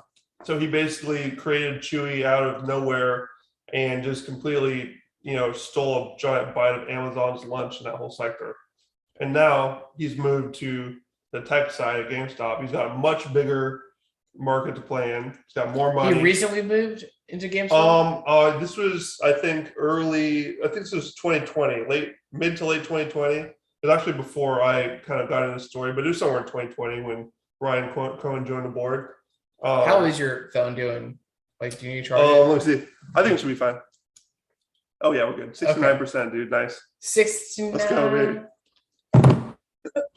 But yeah, I've actually been making more like prominent Bitcoiner friends on Twitter, and I'm building an army, dude, because if this shit goes off and like Ethereum just starts getting all this, pumping from GameStop, I'm going to bring in the big guns, dude. I got Brad Mills. I've chatted with him a little bit. Brad Mills. Larry Lepard, like all these, the big gun Bitcoiners that understand how to talk to the corporate level folks in case we need to have an intervention with Mr. Ryan Cohen. Get some Bitcoin, bro. It's not like he's going to be a Michael Saylor. And even there's going to be more Michael Saylors, but you can't force people to like this shit. Mm-hmm.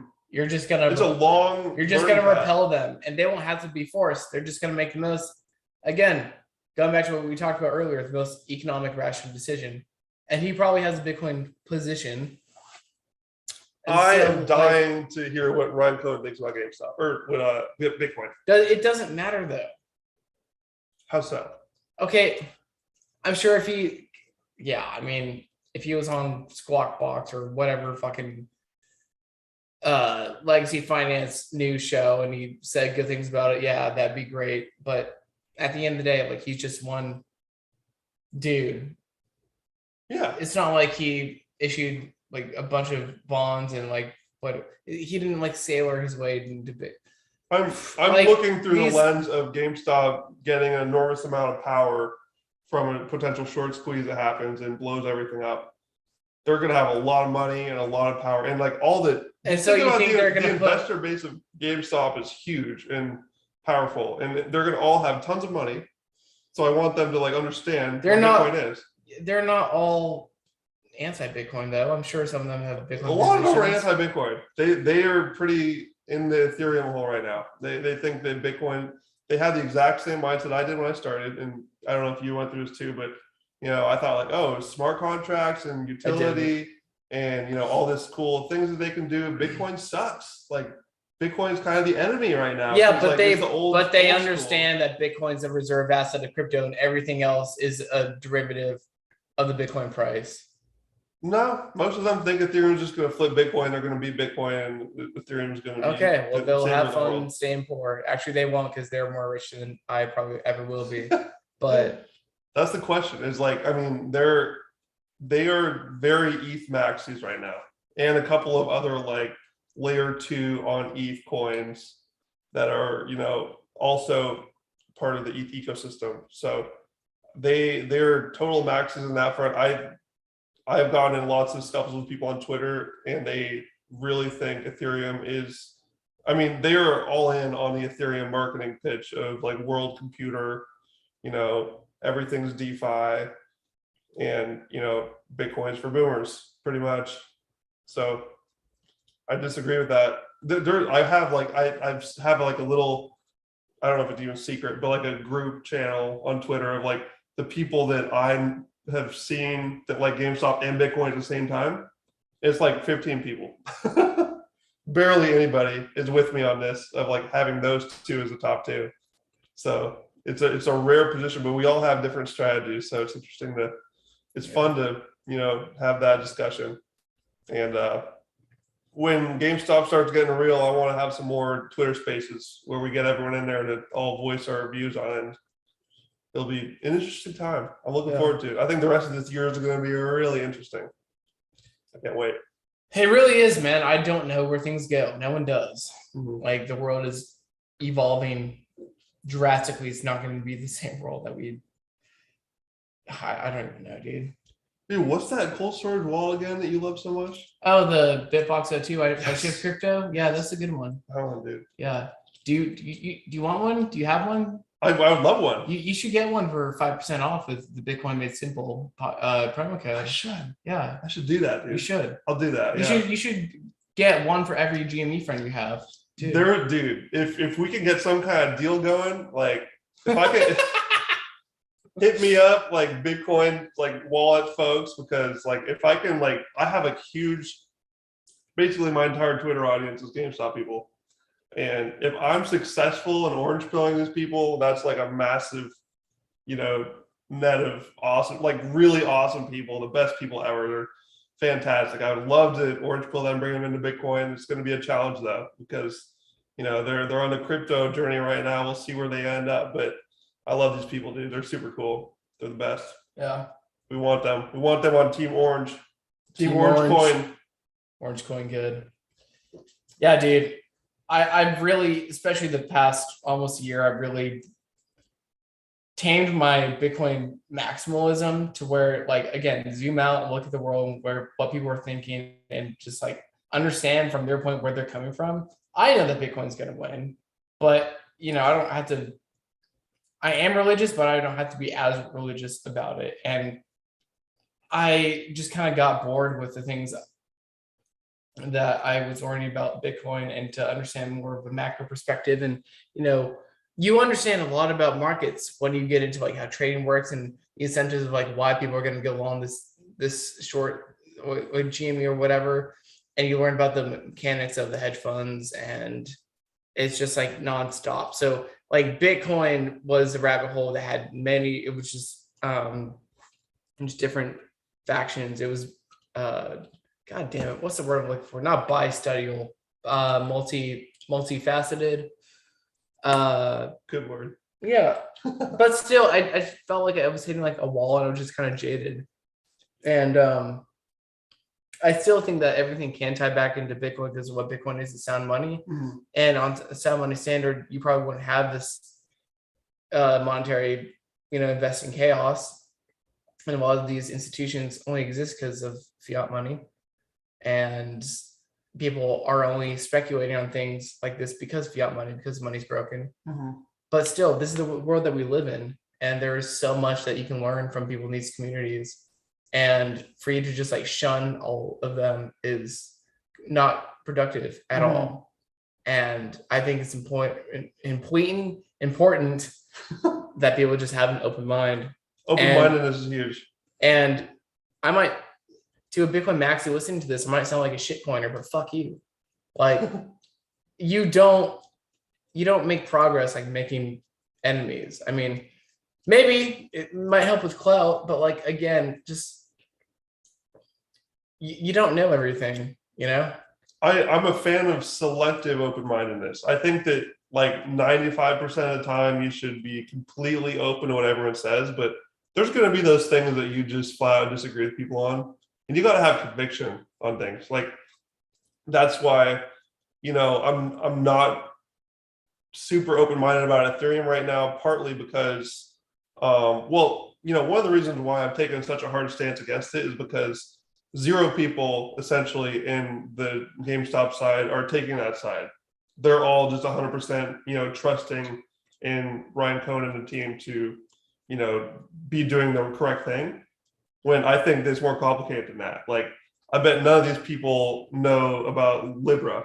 You remember that? The Facebook Libra project? Libra, yeah. They tried their own crypto thing and they had like unlimited money and resources and it just blew up in their face. It didn't work.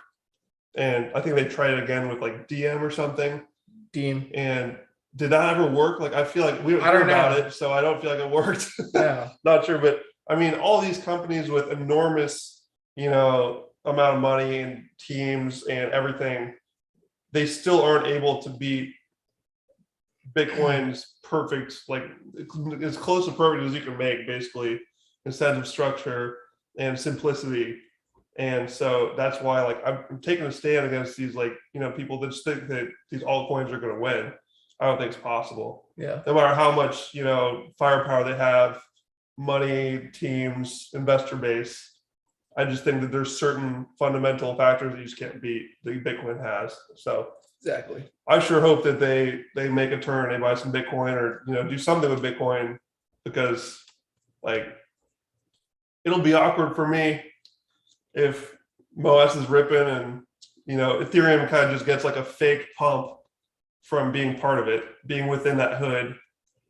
It's just going to make it even harder for people to, go down the Bitcoin rabbit hole, because they're just going to think that just going to progress the notion that Bitcoin is for boomers. We'll see how it goes though. Whatever happens, happens. I'm looking forward to it, man. It's going to be a fun show. I'm just at the end of the day, I'm just a very entertained observer of it all.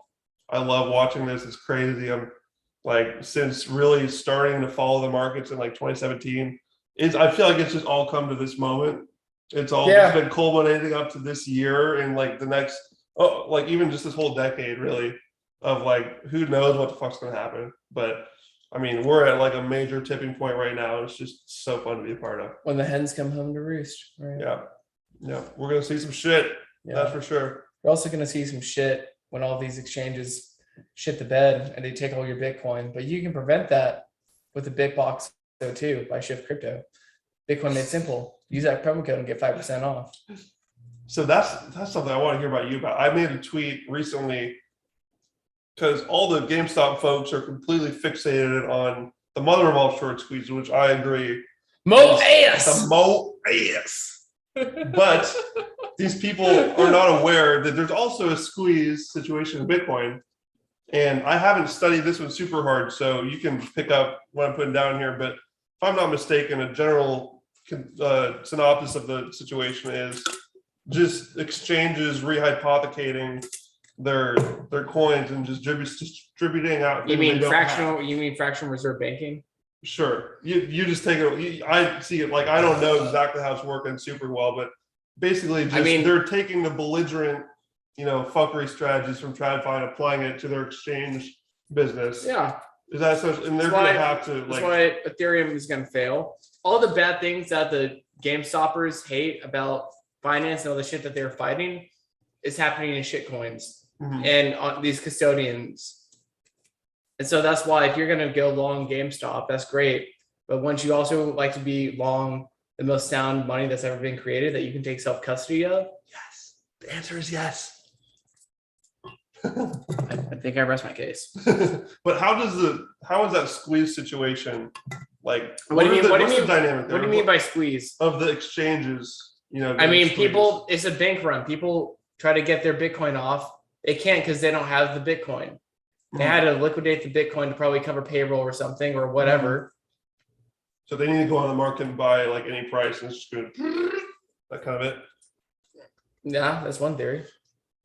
Yeah, but that'll be interesting, dude. Like how far over their actual Bitcoin holdings do you think they are? Is it a total question mark? Probably. We can assume it's a lot. And I haven't like we contemplated making this like one episode for news for the week and then one episode what this episode turned into. Mhm. But I wanted to discuss like the Voyager bailouts for 3/8 Capital and Three Block arrows. Fi- Yeah. whatever. 3A capital go that. Whatever. But it's just a bunch of like fuckery. Like all it is like who's going to be the lender of last resort of these crypto companies? You have the lender of last resort for normal stuff, which is the Fed. Which Could you explain what lender of last resort means? a bailout? Like the king of all bailouters. The king of all bailouts. FTX, basically like Sam Bankman-Fried right now. Yeah. Yeah. Yeah. But I mean, who's backing Sam Bankman-Fried? Mhm. And I think there was another thing that came out where Goldman Sachs was going to. Yeah, I saw that. Didn't they buy up some Celsius? I maybe see. I don't know, but again, like at the end of the day, this is just a consequence of fiat money, and even on like a sound money standard, we're on Bitcoin standard. There's still going to be banks, and there's still going to be bank failures, but I don't think to the extent that we have it now, because everybody's so over leveraged. Look up the looking for his headline about the Goldman reportedly helping find investors for Celsius. Shit, almost 2 hours, son. Let's go. Yeah, just a bunch of people just reading about everything. It's hard, it's hard to find. But I know that JP Morgan is basically trying to find their way into this crazy story with Celsius. I feel like any time you're in the same paragraph as Celsius, you're in trouble. Yeah. Bad news. I mean, these big banks, like they're in Look, here. derivative hell right now. Hold on. So, who tweeted out? Alex Thorne of he's not at Fidelity, he's at somewhere else. Digital assets. I don't know. Alex Thorne, I don't know that name. Great dude. In finance, whatever. I'm not really giving him a good summary, but people know him in Bitcoin.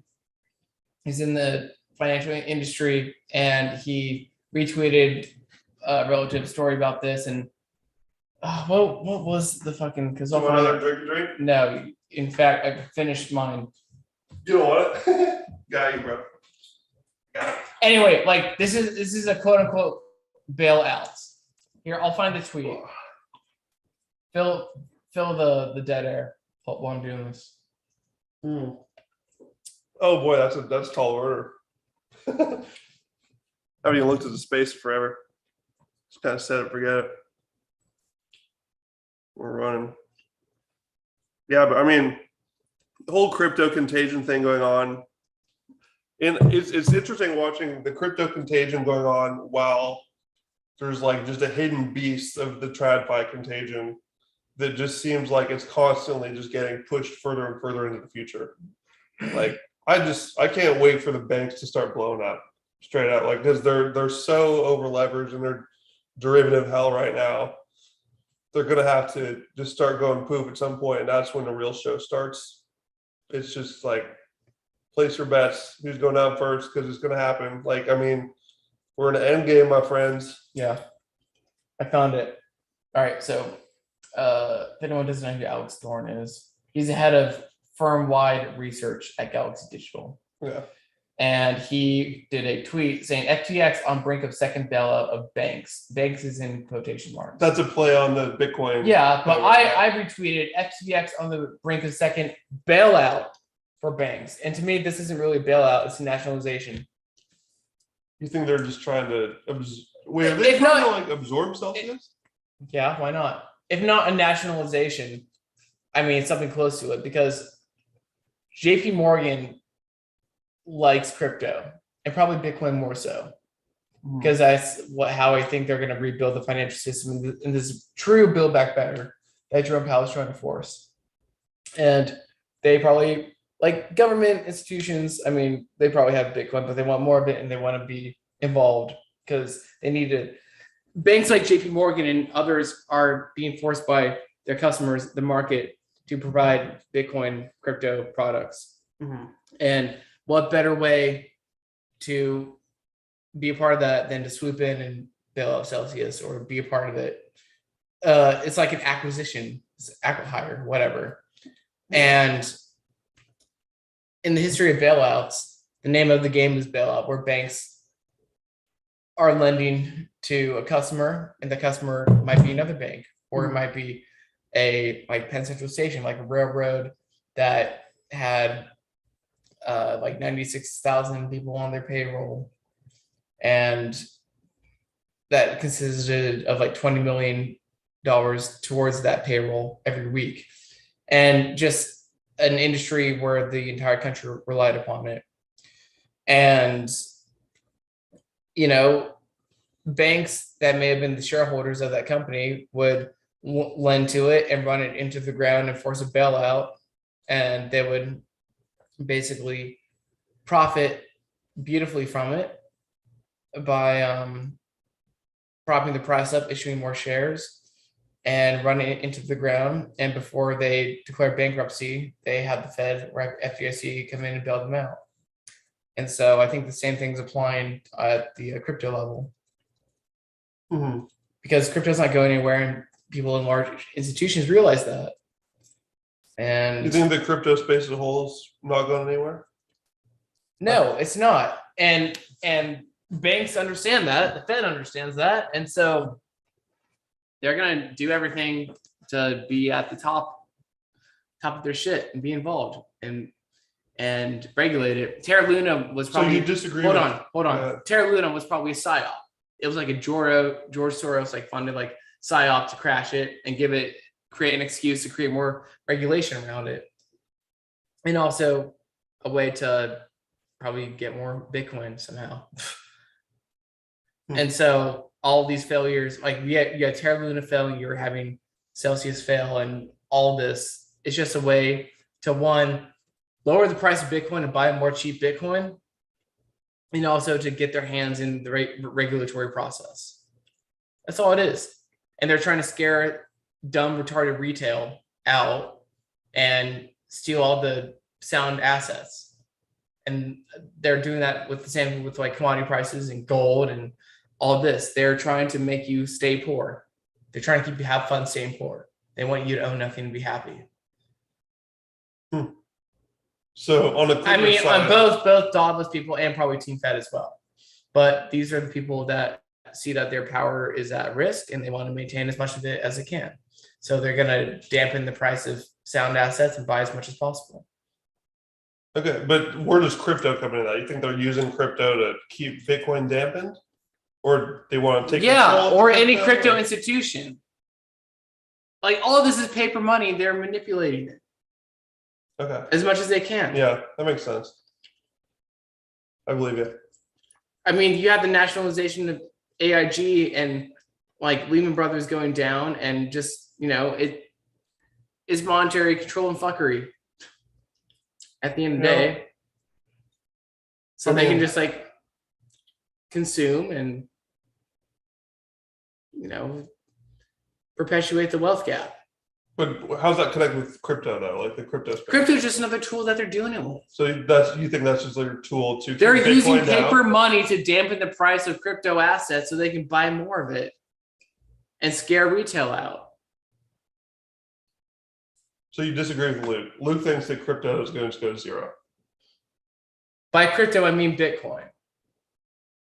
And all the crypto institutions on top of it, the on-ramps, when they're going bust, that's causing like a scare, and people are having to be margin called and liquidate. And all those liquidations, a majority of them, I would assume, are also retail.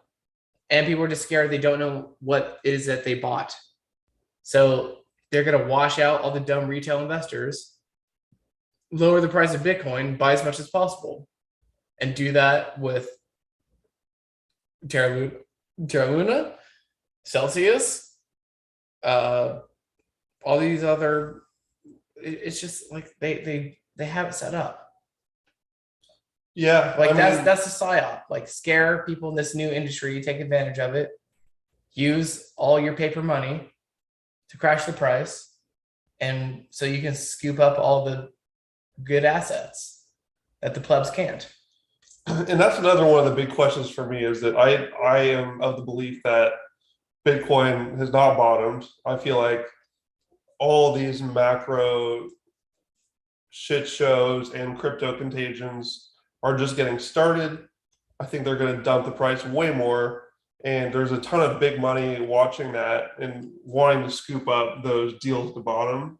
And so, similarly to what we were talking about earlier, where in a real estate world, I feel like BlackRock is just waiting to swoop up these cheap houses that crash. I think that there's also big money looking to scoop up the cheap Bitcoin. But I don't believe they're going to be going after like Cardano and XRP and Ethereum. I think that they're looking at Bitcoin. So that's going to be like the ultimate play is that when everything crashes, everyone's liquidating everything. People are just, bodies are dropping left and right. Bitcoin tanks. I think that's going to be like the ultimate opportunity, like for retail to really jump on an opportunity and be awake and ready for that and not shitcoining or, misunderstand. This is why we got to educate everyone. This is a really tall order and giving dumb retail too much credit. So we can only hope. I do hope, and that's why I care about like posting so many, like as many of these podcasts and educational resources as I can, because I think the education is the most important thing Absolutely. of having people prepared for that scenario if it happens, which I think it will. That's my personal guess. Like if I had to like lay out my total speculation of what's going to happen in the next, like year or so. Number one, I think GameStop's going to go straight up and blow shit up on a TradFi side.